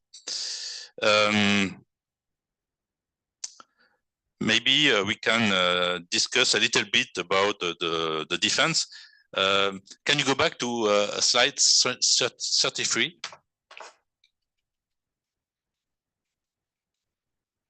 And can you explain me again why you have chosen the German data and associated to data coming from Belgium? Why not data in France? Especially, you have justified why you have used those data in Belgium and in Germany. why not data in France? It is due to a question of availability of data, or was there another reason of not using data in the French territory? Yes, thank you very much, and thank you very much for the question. Exactly, that's the problem. It's actually the main problem for wind power. So the problem for any kind of analysis that will be public is that we need public data. And especially for wind power, it's very hard to obtain this data and use them. So we don't have wind power plant that will freely give them their historical data. There are no public data available? There are some, but usually when you have research on wind power, it's a project in partnership with wind power plants, which was not our case, unfortunately. So we needed freely available data, and we needed data that we could forecast, because the idea was to assess the impact of wrong forecasts. So we needed wrong forecasts. Belgium was a very nice opportunity because it is closer, as I said here, it's closer to Germany. So if wind blows to wind power in Belgium, the wind power in Germany is located a bit farther away in the North Sea as well. So we would have the same impact, because wind power penetration has a very large impact on electricity prices. Usually it drives it down. So there was that.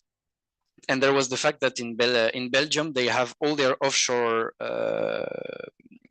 wind power located in one very small geographic area. Because it's an aggregation of the whole country, we have available the historical wind power production. It's actually the case for most countries. We have the value of the aggregated offshore wind power. For Belgium, it's very nice because we know where it is and we know where it's produced, so we can try to forecast it.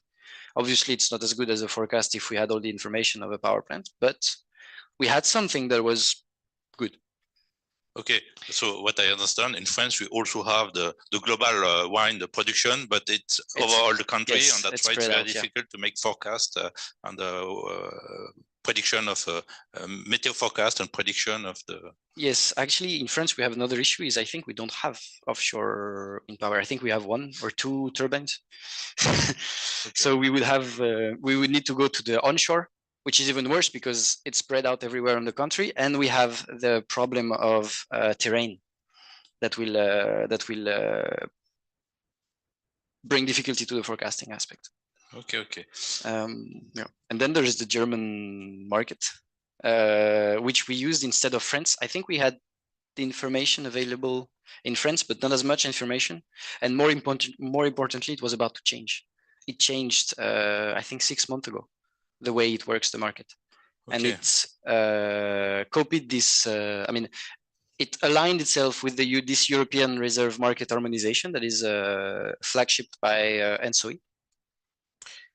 And it copies the way it worked in Germany before. So by using the German markets, we have the mechanisms that will happen. Okay, so in other words, by using the German data, you anticipate yes, what will happen in the French market. Because what was behind my question is the question of transparency of the stakeholders. And I understand that. Is there a difference in transparency, availability of data between the stakeholders in France, in Belgium, and Germany, or it is more or less the same? I believe there is, like, data is more available in Germany. Now, as to the why, I don't know. Okay. I expect there would be some edge to not having the prices, because that means you can sell the prices, which is what Apex does. For instance, they don't. Apex is the market management company, so they will manage day ahead and intraday in South Central Europe, and they sell you the data.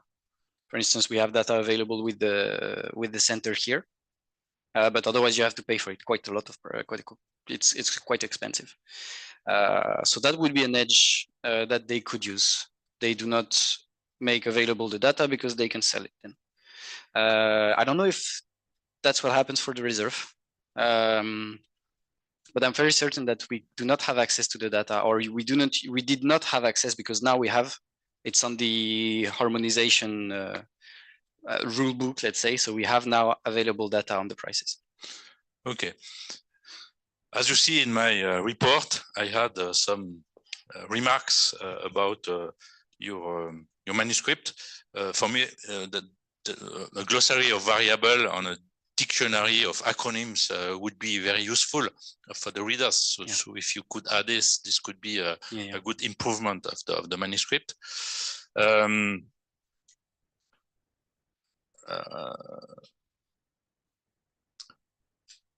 I had some detailed question that I have not put in the report, especially you explain on page 19 of the manuscript that a point was not clear for me. You explained that the PPA contract does not necessarily relate to on-site power plant. The electricity of this type of contract can be transmitted and committed to the grid. This is called a physical PPA contract, and you talk about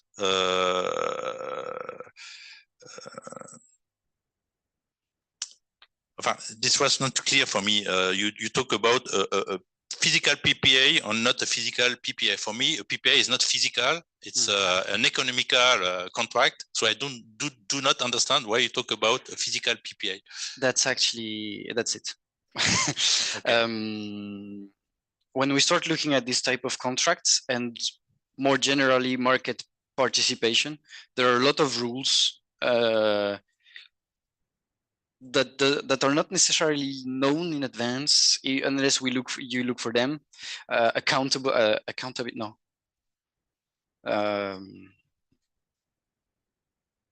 Règles comptables. Accounting rules. There are accounting rules that are not often mentioned. Mm-hmm. When it comes to PPA, I have, when it comes to direct renewable power consumption, I have 3 ways in mind. The first one is direct on-site consumption. Mm-hmm. So you put your wind power plants on the side of your. So here you can talk about physical exchanges. Yes, it's a physical link. Okay.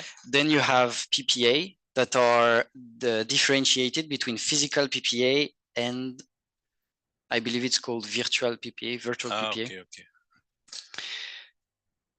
Virtual PPA has another name that I forgot.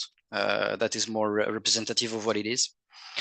In a physical PPA, you will consume the electricity produced. Yes, because by the you PPA. have locally the production plant and at the same planes that the consumption unit. So you can talk about that's PPA. That's the trick. You can have power that is not located on your industrial site. So you will buy their consumption, but it will go through the grid. So for me, in this case, it's not a physical exchange. That's why, yeah, it's called a physical PPA because you actually consume the power. Okay. Then you have the virtual PPA, which is something I am not extremely comfortable in terms of exact rules. But for virtual PPA, you do not consume the power. It would be more of a trading commodity. You have power available that you will have to resell somewhere else. What you will keep is the certification of green electricity. So you buy it for the certification of green electricity and you resell the electricity somewhere. It's a very trading oriented commodity, which is not why we use renewable power in this thesis. So that's why we did not consider it. We call it a physical PPA because we actually consume the power produced by the plant, even though it is not on site. Yes, I hope that this answers the question. Yes. Thank you. Discussion is very interesting. I had also another comment. You introduced indirect and direct flexibility, but for me, you keep in the vision you have in your work. You see flexibility mainly as an economical exchange. And for me, to be complete about the flexibility, we should also talk about another kind of flexibility that is induced by non-monetary signals. typically, I think you have heard about the EcoWatt signal in France, sent by the French TSO, in which you can send, especially to residential dwellings, signals that are not economical. And that's why, for me, your picture at the beginning is not complete, because you don't consider this non-monetary possibility of mobilizing flexibility. You stay. What was your mission? You stay only in the vision of flexibility as an economical vision. Yes. What is your comment about this? My comment. First off, I think it would not be applicable to industry, and it's applicable to residential consumers, because residential consumers buy their electricity in bulk. So they will go to a utility that will say, you will pay for your electricity at that amount of euro per kilowatt hour. That means that they cannot follow monetary signals, because they don't have them. Plus, you cannot ask you and me to constantly monitor our electricity consumption based with the trading screen on our desk to see the electricity price at the time. So it makes sense to send them a signal. But when you think about it, the signal is sent. The signal, sorry, is sent when the price of electricity is low. It's actually the same thing. When we have a low electricity price, it means that we can consume. When we have a high electricity price, it means that we have tension on the system. So we have to use very costly generation. And therefore, that's when EcoWatt would say, please don't consume around that time. It's usually around 7 when people go home and cook, or in the morning when they take their shower. So I think there is a difference in terms of user profile. You cannot expect the residential actors to actively follow the electricity price because they don't have access to it, and it might not be very practical for them. On the other side, you have industry that will consume astronomous amount of electricity. So they will have to optimize every little tweak of electricity and therefore follow the electricity price. The fact that electricity price follows the what I called indirect flexibility, the fact that it follows the need for flexibility on the system. Higher price means don't consume, lower price means you can consume. It has the same effect as the EcoWatt signal, except that it's a monetary signal because they would do it anyway. But I do not entirely agree with your vision, because your vision is the market working nominally. EcoWatt signal is a signal for the risk of interruption. It means we have a part of the nuclear plants that is out because of generic defaults. We have a geostrategical crisis in Equinor and we have no gas. So in this case, we mobilize other signals that economical signals. In 22-23, we have an urgency signal. It means if you don't be flexible, we will lose the energy. And even in this case, for some industrial, they could answer to the signal, even if there is no economical response due to the urgency of the situation. Yes. I have an extremely cynical response to that. Yes, actually, no problem. In the world we live. If you send this signal to the industry, then they will say, okay, I'm going to sell you the opportunity to cut me down and make money out of it. So it's still an economic signal. It's called effacement, I believe, in French. I don't know the English word, but they will offer you the opportunity to completely shut down the plant at an enormously high price. And unfortunately, we can see it as a bad or as a good, but if we look at it from a very let's say objective point of view, industry works with economic cut signal because their goal first and foremost is to make money. Okay, so I do not entirely agree, but this is not important. It's important that you have an interesting discussion. There is another point you talk about the fact there are low publication about industrial flexibility on a lot of publications and residential buildings. I have an hypothesis to explain this. The hypothesis is when you study the industrial flexibility, it's quite difficult to study because very often the industrials don't open the data. You don't have access to the field for concurrency reasons, for security reasons, and I know it's a difficulty for industrial to make research with academic partners. There could be a difficulty about, okay, here I could publish information for my concurrent, I could give information regarding criticity. And we should find an answer for this, because at the end, the equilibrium of the network is a common good. What do you think about? Do you agree with this explanation on what could be the solution to go a step forward? I completely agree with that. And it's a big problem for any kind of study regarding, once again, people making money out of their process. It's true as well for the wind power, for instance. As for a solution for that,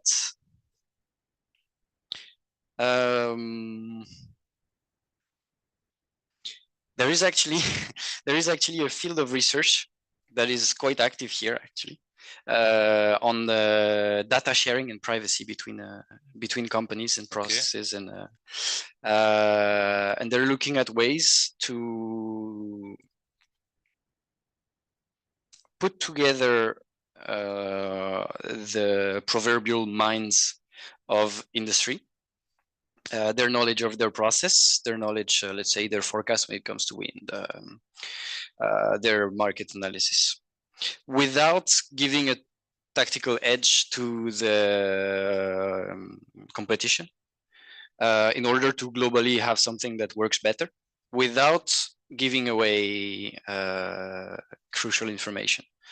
If you manage to do that for someone, then it's advantageous for the other one. Then they all make a big brain of it, and they optimally operate.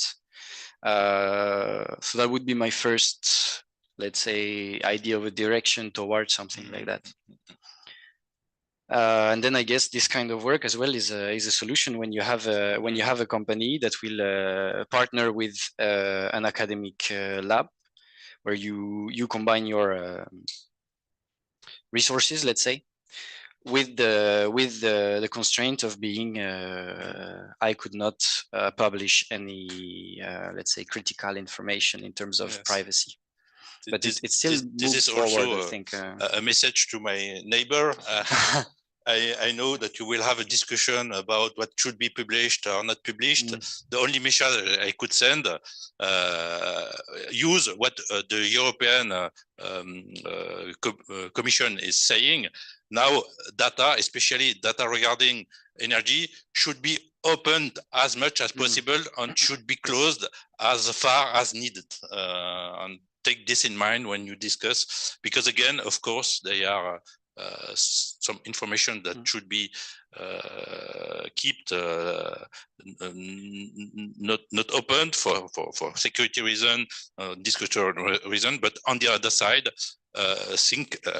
don't forget that the equilibrium of the result is a common good, in fact, and we should contribute to both objectives. The time is running. One other criticism I have to your work is we don't see the difficulty of the optimization. You don't give feedback about the tools you used. You don't talk about the time of optimization. That's why the question of the first rapporteur. I think this is not when we read your manuscript, when we hear you, there seems to be no difficulty about implementing the models, about making the optimization. I don't believe this. I think you have spent a lot of time to maybe to linearize the model, to formulate the model, to make the optimization converging. You don't talk about this. For me, it's a little bit sad. You should also take about this. What kind of tool? What time of optimization? What is the time of optimization? Can you give us some feedback about this? On what kind of tools you have used? In fact, yes. So you're right. And actually, after the report, I was planning on adding actually that particular section for the various the various amount of the various chapter, let's say, in the report. Okay, so when we look at our first case, which was the quantification of the flexibility, we used a very simple linear model. So it was very fast actually to run the optimization. I would say it was in the order of the second. Plus it helps that it was only over one time step.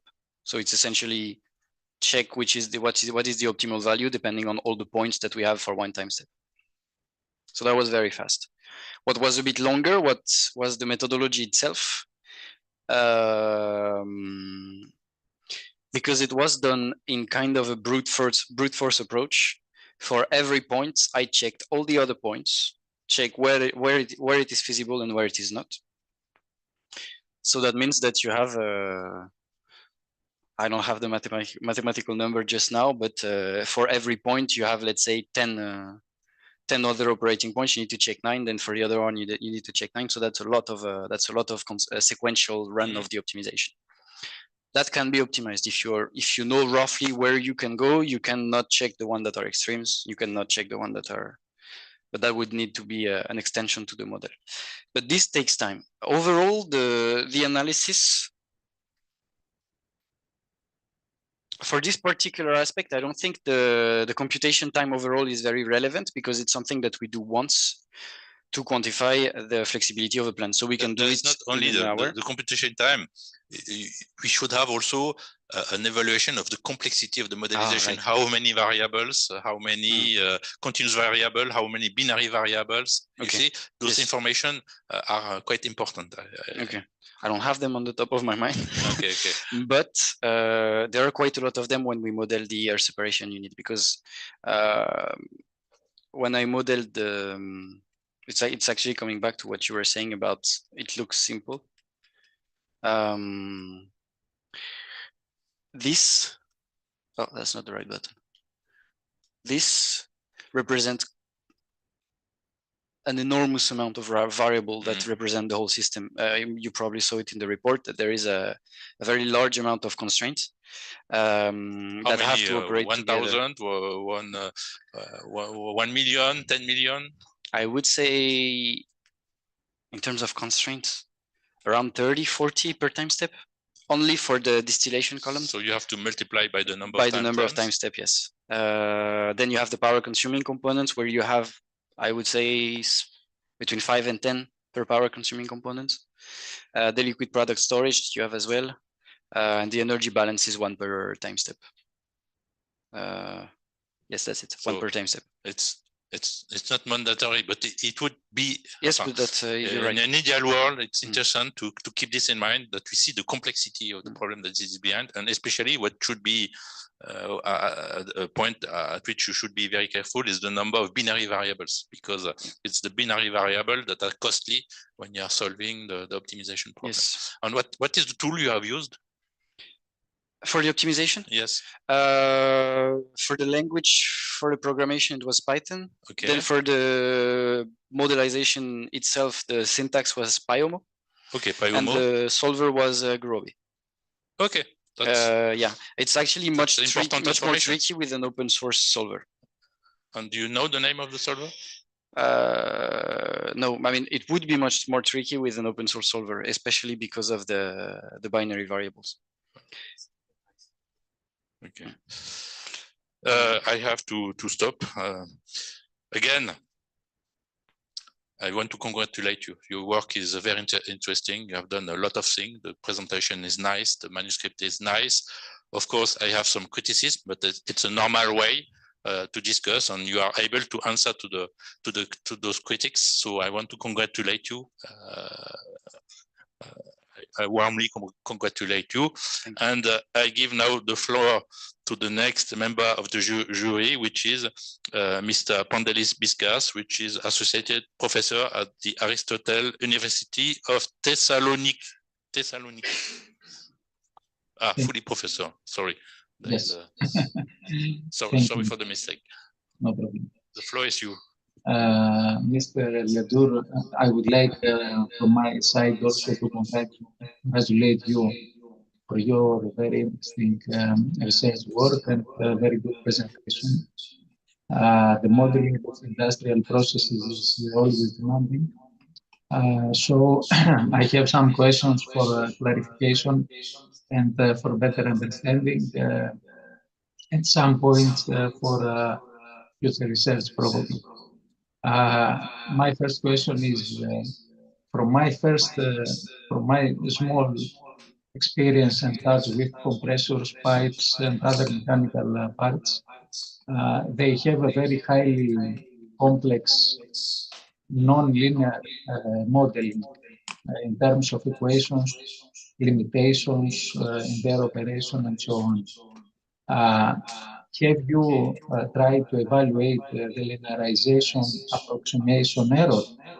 I mean that if you make the full modeling, non-linear modeling of the mechanical parts, you have a result. With your linearized model, you have another result. Have you tried to evaluate which is the error of linearization in some way? Thank you very much for the question. The answer, unfortunately, is no. There is indeed in our, let's say, internal models a nonlinear version, which is quite complex and would have taken quite a lot of time to adapt this model to my Python version, which is what I had to do at the very beginning of this thesis. So the first few months were actually the implementation of this model, which is a simplified version of our linear internal model. So it would have taken quite a lot of more time to do the complete version of the linear model, not even talking about the nonlinear model. So no, unfortunately, I didn't have the time to do that. That being said, it is still a possibility for future work to do this kind of analysis on the nonlinear modeling. It's actually even mandatory should we want to effectively apply flexible operation to air separation unit, because there are quite a lot of non-linearities within the process that we could not consider. And actually the logic behind our work was to say, let's do it for the linear version now, see if it's feasible or not, which in some cases it was not. So if it's not viable to do it in the linear version, then there is no need to go toward the nonlinear application. We observed that in some cases it might be interesting to operate in a flexible manner, and therefore there is an interest in going towards this comparison between nonlinear approaches, nonlinear modeling, and our simplified linear modeling. One step in between of this would be to actually apply this methodology to the already more complex linear version, where I did not go into detail in the presentation, but we do not model varying pressure, for instance, in our linear model, which was a great way to simplify the complexity of the modeling. But obviously it goes away a bit from the exact linear model, which is not even as exact as the nonlinear model. But it would add a lot of complexity to the modeling. As I was saying before, the complete linear problem, I believe, is around 15 and 30 minutes to solve for the optimal scheduling over 1 week. So it would be shorter, obviously, for our applications here, but it's still longer. Not talking about the complexity of the nonlinear model, which I think, because it's not squared value, it would be something like we have logarithm in the especially for the compressor, we have logarithm relationship between the pressure input and the pressure output. I might be wrong, but I don't believe optimization method can solve logarithm relationships. I would need to check it, but I think it's kind of a no-go when we put it into constraints. Okay. I did not mean to insert those logarithm optimization model, but rather to check with which input, a set point, let's say, we would have a specific way of operation for the mechanical parts electrolyzer of the industry. So rather than solving an optimization, a highly non-linear optimization problem, just to check that if you have taken a specific set point for the industry, every 4 seconds, for example, what would the industry consume? Just this process with a non-linear, let's say, digital twin, I would say, in order to check if your simulation of the industry is very close to what would happen, or if there's some specific errors that need to be checked for the future research. Now, my second question, I have seen that you use some constraints in order to linearize some constraints. You use the big M method, which is very good and efficient, but it may have some computational burden. In your previous answers, you said that I understood that the binary variables are a small number, and your problem is solved in some seconds. Is this the number of binary variables is small in your model? Yes. We try to limit as much as possible the number of binary variable, especially because adding it to the problem can have quite a large impact on the time to solve it. Mm-hmm. So for how many binary variables you have for each? I would have one binary variable per market participation. And I believe that for the optimization scheduling, that's it.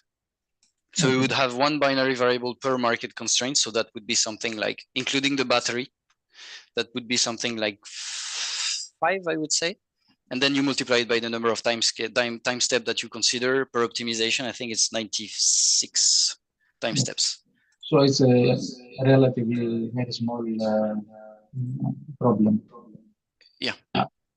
Now, you said that the electrolyzer, the industry, would participate in the market for AFRR provision, which means that the industry will be handled automatically by the AGC mode, the PSO, the AGC function of the PSO, which means that it would get every 4 seconds a set point for upward or downward AFRR balancing energy, and should be able to accommodate to facilitate this increase in the consumption in order to provide this balancing energy. Is this possible? I mean, realistically, is this possible by an industry to increase and decrease its consumption in mechanical perspective every 4 seconds? The short answer is no, probably not. This particular aspect, so what happens within the 15 minutes of the trading period has quite a lot of unknown regarding how exactly the market operates. So we had to make a few assumptions. In the report, we compute every 4 seconds the need for balancing electricity to get as close as possible to the effective energy activated, and we consider that this will be the actual energy activated. It is an arbitrary way of doing it. It is as close to the reality as much as we know, as if there is an imbalance, then we are activated for the whole time, or we are only activated for 4 seconds and that's it, or we are activated for 10 minutes. Most likely, but I could not find any, let's say, verifiable, I could not check the veracity of this statement, but which is why I didn't apply it in the work. But most likely, what will happen is that when the signal reaches the imbalance point that will call our plants, then we will have a certain amount of time in which we are called fully. There was one paper that was mentioning the fact that in Germany it is this time is 10 minutes. So within the 15-minute period, if we are activated at some point, then we are activated for 10 minutes. I could not verify that because their reference was did not lead to anything that could allow me to verify that, and I could not find the information in any of the documents given by the German TSO, which is why I made the assumption of averaging this 4-second signal. But most likely they would not activate us, sorry, and deactivate us every 4 seconds. They would activate us on one given period that lasts 4 seconds, and then keep us activated for a given time period. Well, it is not so simple. ADC may provide dispatch instructions for the ADC instructions every 4 seconds in any given shape, upward, downward, again downward, during the 15-minute period. What you say is probably MFRR. MFRR is activated once every 15 minutes, and it goes straight during the 15-minute interval. You are not getting any more dispatch instructions anymore. You're getting dispatch instruction after 15 minutes to go up or down in a specific way. But the AFRR is constantly activating you during the 15-minute period in order to capture the very the volatility of the system load against the production during the 15-minute period. So I would expect that the industry would indeed take every 4 seconds ADC instruction, which would need to be followed in real time, which is very complex for an industry to do. And this was my third question. Why do you participate in an AFRR market for provision of AFRR balancing energy, and not MFRR balancing energy, which is more simple to be followed by an industry, which means that you get a dispatch instruction every 15 minutes, and you follow it, and you get another dispatch instruction after 15 minutes. Yes. Okay. Before answering your question about the choice, I would need to check again because now I'm in doubt, but that was not my understanding of how the AFRR worked. I might be wrong, but for me, MFRR and AFRR are similar. The only difference is that one is manually activated, and that's actually one of the reasons why we do not use it. My understanding was that if you are activated, deactivated, activated, deactivated would be the behavior of the FCR, where you actually follow the imbalance on a very small time scales.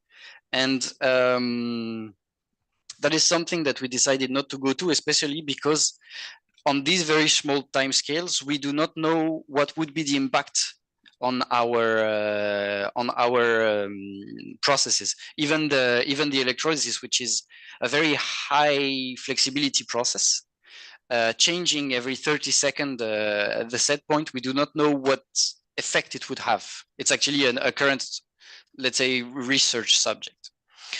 Going back to the choice between automatic and manual frequency reserve,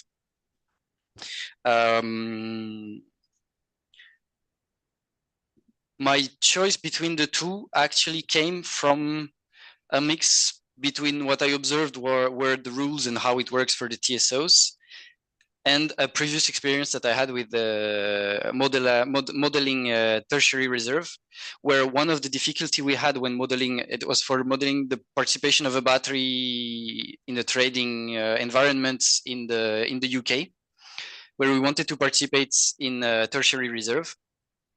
The problem we had was that one of the role of tertiary reserve is to activate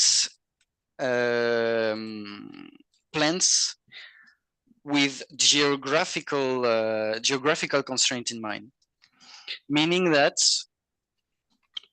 when you do that, your position on the market bidding does not necessarily reflect whether you will be activated or not. Now, obviously, it will have an impact, but there is also some kind of geographical management that is done manually by the TSO, which is not the case in the automatic reserve, meaning that we can model our participation on this market without thinking about the fact, will we be effectively activated or not? Should our price be correct depending on the market clearing? Am I making sense?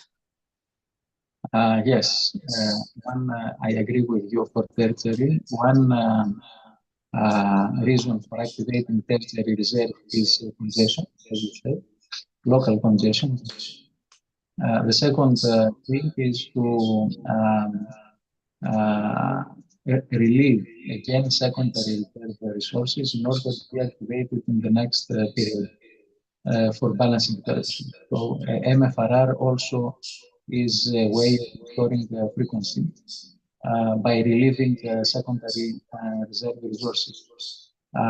So I understand from our conversation that you assume that the unit will, the industry will get ADC instruction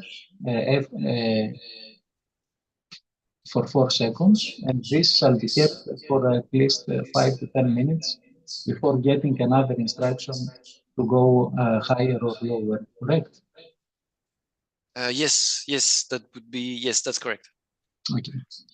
Pandelis, I will ask you to conclude in 1 or 2 minutes because we need to going on, but I'm happy to see that thanks to your work, there are a lot of very interesting discussion. Please, Pandelis. Yes, of course. Now, from your text and from your presentation, I assume that the demand response asset is considered a price taking asset, not a price maker. Meaning that can you repeat the question? Sorry. I understand from your text, from the thesis and your presentation, that your demand response asset, the industry, is considered a price taker and not a price maker in the markets. They have market, intraday market, and balancing market. Is this correct? Yes, that's correct. Correct. There were actually some thinking about it on the size of the bids. Yes. We try to keep the size of the bids relatively small, especially for the intraday market, which is not very liquid, to consider the fact that we do not want to be a price maker, because it's harder to model. You have to know every bids to know the impact you would have on it. Exactly. So if suppose that there is a demand response aggregator that aggregates hundreds of such industries and has a portfolio, a demand response portfolio that is offered to the market. In such case, would he be a price taker or a price maker? It would depend on the volumes, but I would. It would highly depends on its volumes. If you start going into the hundreds of megawatts, I would think that taking a price taker assumption would be too much. Exactly. I agree. So perhaps a future research for you is to transfer your modeling environment to a price making perspective, which would be much more demanding and more complex. But it would be very interesting for your research work. Just one last question, and I finish. I think that I have seen in your thesis that the battery is not providing reserves, is not providing AFRR, not or MFRR. Why haven't you, since the battery is a flexibility assets is very good for providing flexibility, why you have not enriched your constraints and modeling in order the battery also to provide reserves and balance? Yes. Last answer for you, Sylvain. Yeah, okay. Yes, that's very true. We do not use it for reserve.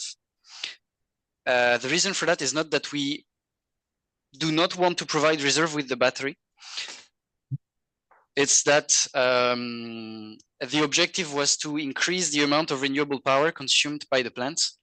And if we put reserve in it, it affects the balancing of the plant on its own. So the idea was to see how do we reduce the imbalance of the plant due to uncertain wind power with the battery. The extension of that would be, could be doing so with the battery, and most likely the reserve would increase the discounted cash flow extracted from the battery. But the idea was here, how do we just add the battery to increase the wind power, which is why we did not consider the addition of reserve. Another quick point, if you noticed in the results in the presentation, when we add reserve in the multi-market situation, it actually reduces the imbalance. The reason for that is that we reserve a certain amount of power for the reserve, but not all of it is activated. What is missing can be used to, was reserved already and can be used to balance the wind power. So it is beneficial. However, because it is uncertain, we do not want to use it to balance the plant. Okay, thank you for your answers. And again, I congratulate for your very interesting work. Thank you. Thank you a lot, Pandalis. I give now the floor to José María Yusta Lovo from the University of Zaragoza. Thank you very much. First of all, I would like to congratulate the candidate for his excellent research work, for his presentation, which has been very understandable, and for the document of the doctoral thesis, which is very well written. Optimal operation of industrial and energy assets has been one of my favorite fields of research for many years. So I'm very happy to take part of this jury. You did a lot of work in your research, Sylvain. Combining modeling of industrial processes, energy markets, and optimal scheduling is a big challenge that you handled very well. I have a first question on the optimization technique you chose. Because you chose robust optimization. I think it's an appropriate technique when the probability distribution of the random parameters is not known. I agree that it requires less computational effort, but also provide less realistic solutions, since you solve the problem for the worst possible scenarios. And the question is, do you think that another stochastic optimization approach would be applicable to consider the distribution of wind power forecasting error? Thank you very much for the question. My opinion on that is that it depends on the point of view that you take when you launch the optimization regarding the realistic aspect, because you're taking the worst case scenario. It depends how risk averse you are as an actor. Stochastic optimization will tend to average the results based on multiple scenarios. When you look at an industrial actor,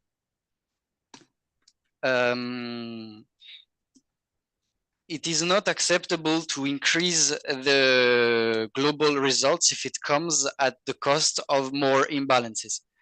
So our priority is to reduce the imbalances and then from there generate as much money as we can. or limit the cost in that particular case. This is why we decided to go towards a robust. I mean, one of the reasons why we decided to go towards a robust formulation instead of a stochastic formulation, because we can tell the algorithm the first and foremost priority for you is to reduce the imbalance, and then from there maximize or minimize the electricity costs.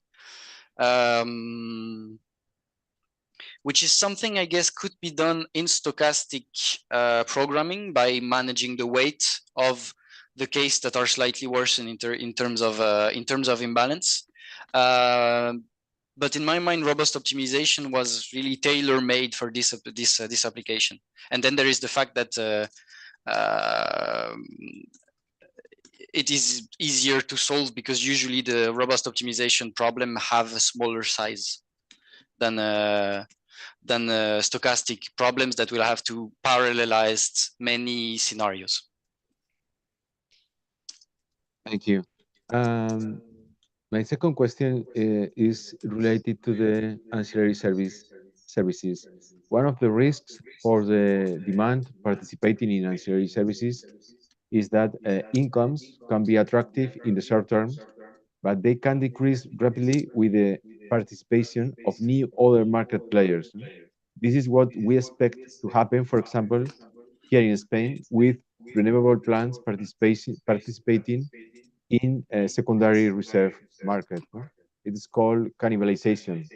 Have you read or found something about this during your PhD? The concept of cannibalization, yes. As for the participation of renewable power in reserve, I know that some people have investigated it. Actually, one of them is in the room. But I don't know if it's right now applied in real life, and I don't know if it's going to be as impactful on the prices as cannibalization is on the electricity markets. Cannibalization is a very big problem with electricity markets that has to be managed. Actually, quite a lot of work has been put through it with the market reform in Europe, where they push toward a long-term PPA contract, as we consider here, to compensate this cannibalization. As for the participation and the impact it will have on price for the reserve, I can't be sure because obviously it is yet to come, and we don't really know how it will affect it. However, I would not expect it to have such a high impact, considering the fact that we will have higher needs of it because of renewable as well. Yeah, in fact, this is a hot topic for storage business models that are taking into account that the first players entering into the ancillary services markets to get incomes for batteries, for example,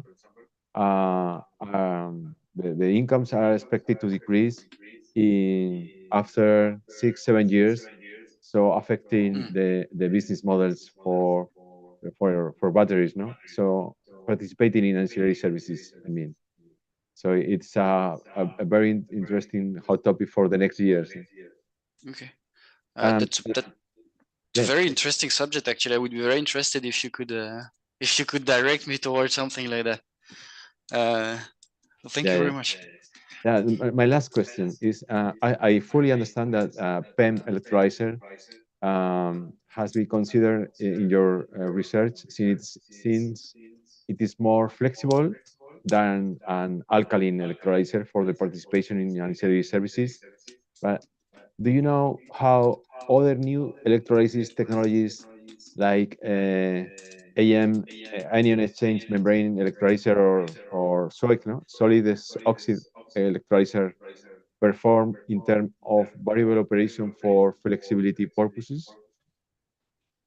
I wouldn't know for the last two. I know that some people studied the alkaline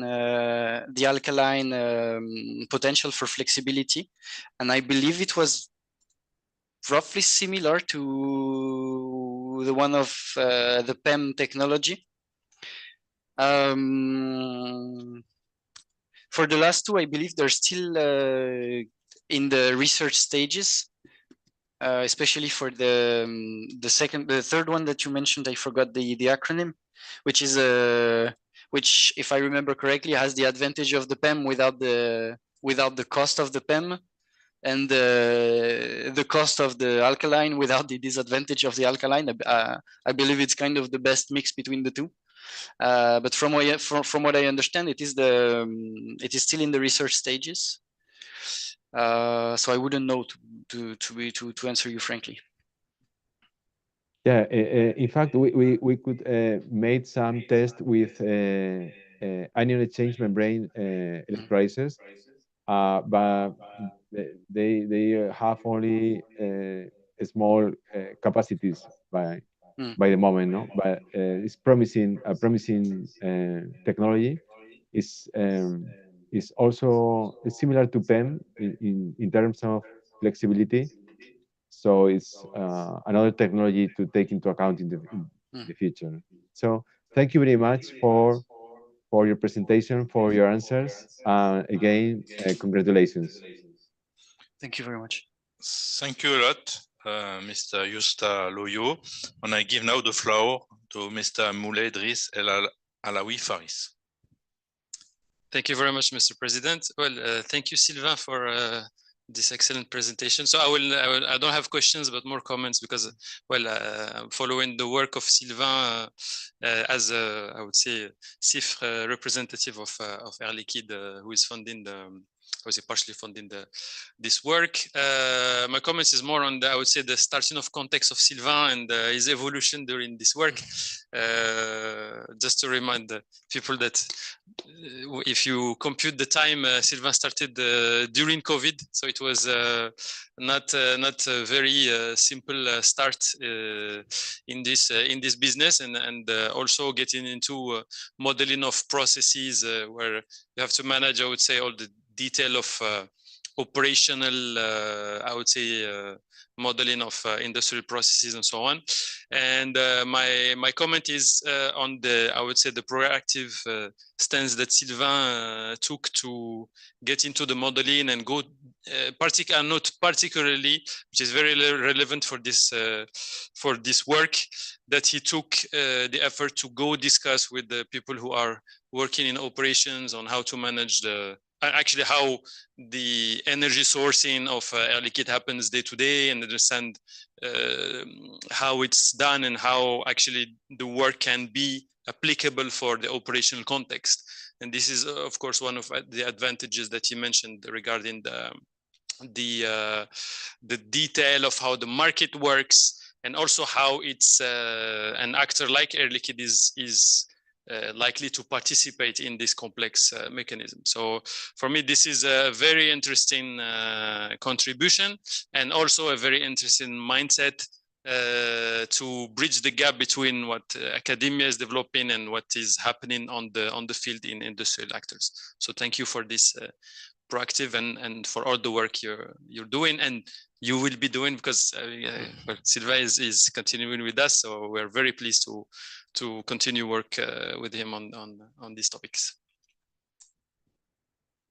Thank you a lot. I give now the floor to Simon Kamal, that was one of your supervisors. Yeah, thank you. So no questions either, but more remark and comments on the work. So I want to thank you, Sylvain, for your dedication to the work, and also for congratulations for the quality of this work, because you mastered two different problems and managed to articulate them. So the first is this modeling of energy intensive process, and the second is investigate those sequential multiple markets. So somehow disjoint topics to have to fuse together. And regarding the first one, super important that you have been able to approximate the complex processes. So it's really a critical results look, but also keep the engineer point of view, and we are an engineering school, so it's super important, as Faris mentioned, being able to have a dialogue with the operations. Okay, so I know this is something you're going to continue, so I'm confident you will have, a concrete impact on future innovations for these critical processes at Air Liquide. Voilà. Thank you, Simon. And at last, but not at least, George, that was your main supervisor. Okay, from my side, I don't have questions because we had, of course, 3 years and we discussed a lot.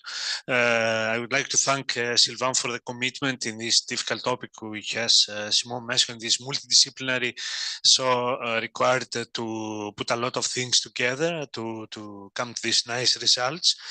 So congratulations for this, and also for the fact that this thesis gives you the possibility to continue to collaborate with Air Liquide. I would like also to thank Air Liquide that gave us the opportunity to work on this topic. It was mentioned before that the main reason why we don't have a lot of works on industrial flexibility is that of course, it's on the basis there are confidential data, there are commercial interests, which is normal. But this opportunity gave us the possibility to fill a bit the gap and contribute to this part, which I think is very important for the energy transition. And if we consider that we had the chance to work with an industrial actor which represents 1,000th of world electricity consumption. So it's a very, very big actor. So this means that if we, through this work, we contribute on the one hand to these 3 goals that you mentioned, to decarbonize and also to help the system through additional flexibility, it's very important. The impact will be very big. And even if at the beginning, in a quite idealistic way, we said that, okay, it would be good to develop a methodology which is very generic, applicable to everybody. When we think about the volume that we consider and the size of the actor, I mean, probably it is worth to replicate the modeling to each specific sector or industry type, which of course we would not permit to do it if we would work for residential flexibility, where we would not permit ourselves to model a specific home, have a dedicated model, etc. There we need really a very generic model, but okay, here probably the size of and the impact we expect can permit us maybe to have dedicated model, but of course the market modeling and participation is quite generic. And okay, so this is nice, and it opens a lot of perspectives that we hope that also your manuscript, which will be public, and the publications, we hope that they will help to progress also in the academic world with this work. So thanks again. Thank you. Thank you, George. It's now time to answer. If somebody wants to answer a question, the condition is to be a doctor. Is there a doctor in the room that wants to answer a question to Sylvain? No, it happens never, so I'm not surprised. So it's time for us to deliberate. So please, I guess we find again. We go in another room. That's it.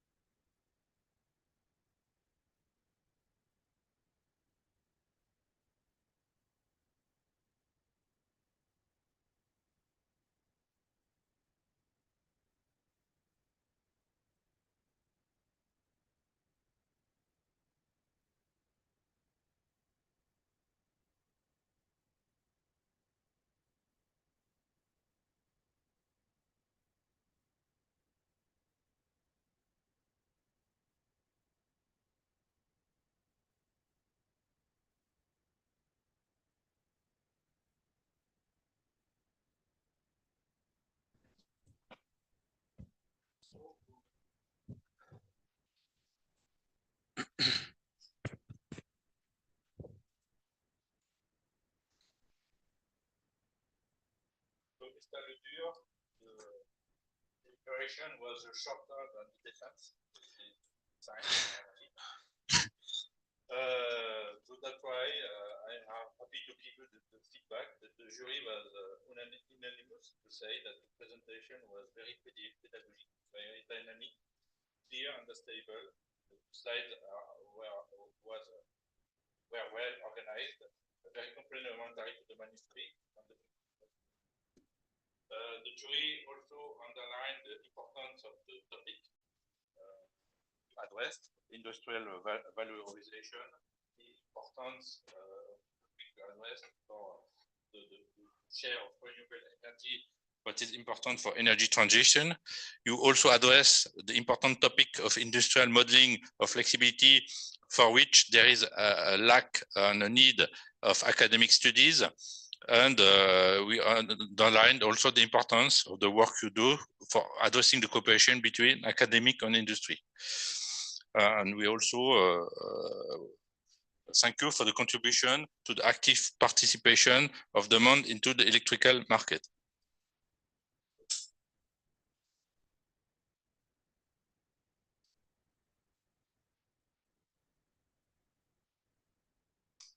Thanks. During the presentation, you also demonstrate the full knowledge of the specific topics you addressed. The method and concept were well explained with a proposition of optimization models and methods that have been validated with data coming from real industrial field and use cases. This was appreciated. You demonstrate by this way a very good knowledge of the state of art, as well as good analytical skills that were demonstrated with the answer you bring to the very numerous and accurate question of the jury. And your answers also underlined the novelties and the very interesting and original results you produced. For all those reasons, the jury unanimously decided to award Mr. Sylvain LEDUR the grade of Doctor in Energy and Processes of Paris Science and Letters University. And I congratulate you personally.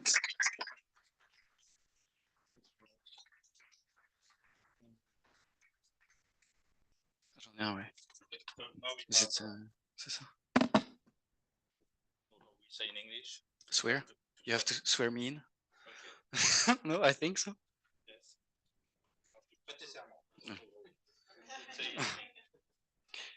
I'm going to do it in French, I think.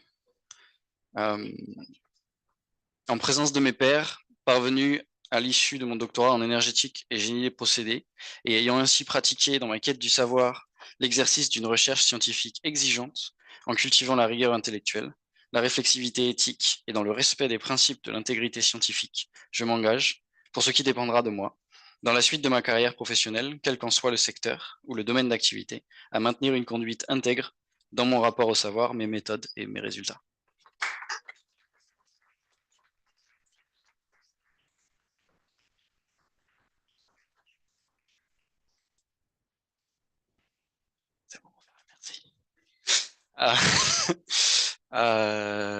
So first, I would like to thank the jury for coming and following my my PhD defense. Thank you very much for the very interesting question and the interests you put into my research. It was a very pleasant time for me. Then I would like to thank my supervision team. Thank you very much, Georges, Faris, and Simon, for helping me throughout the PhD, as well as a structure, Air Liquide and Mine, who in Mi Paris, who helped quite a lot for the presentation. And then on the more personal note, thank you to all my friends and family that came or that or that witnessed it from afar. Thank you very much. Your support is greatly appreciated. Then I would like to thank all my colleagues here, the PhD students. Some of them are here. Some of them, I guess, are from far away. And my colleagues from Air Liquide, maybe some of them are watching. I mean, all of you were a big help, let's say, in accompanying me toward this work. And I guess that's pretty much it for that particular part. There is one special thanks that I would like to give. I don't know if Robin is in the audience. Maybe he's here from far away. He left the company, so he's not in my jury anymore, but he was a very big part of the people that accompanied me on the professional side, and even after he left, he was a big help on that particular part. So yeah, big thanks to Robin, who could not be here today, unfortunately. And I guess that's it for me. I hope I never didn't forget anybody. But yeah, thank you very much.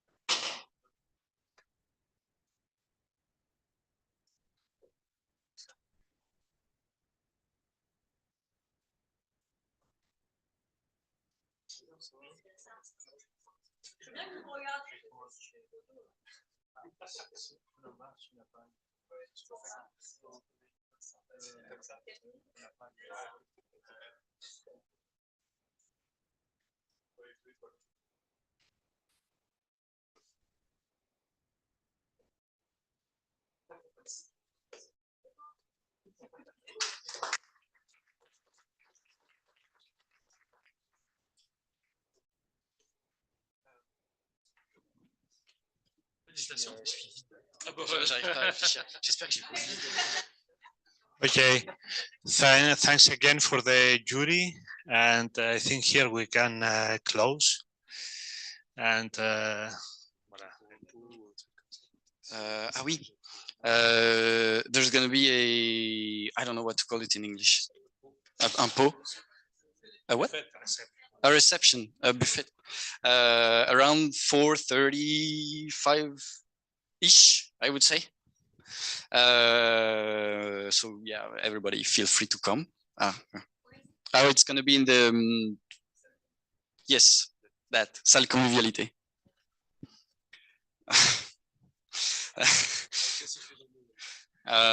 Yes, feel free to ask anybody for information.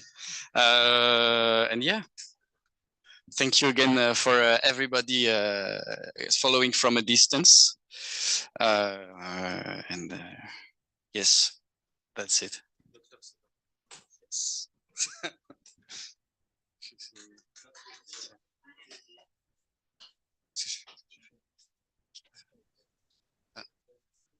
I don't know.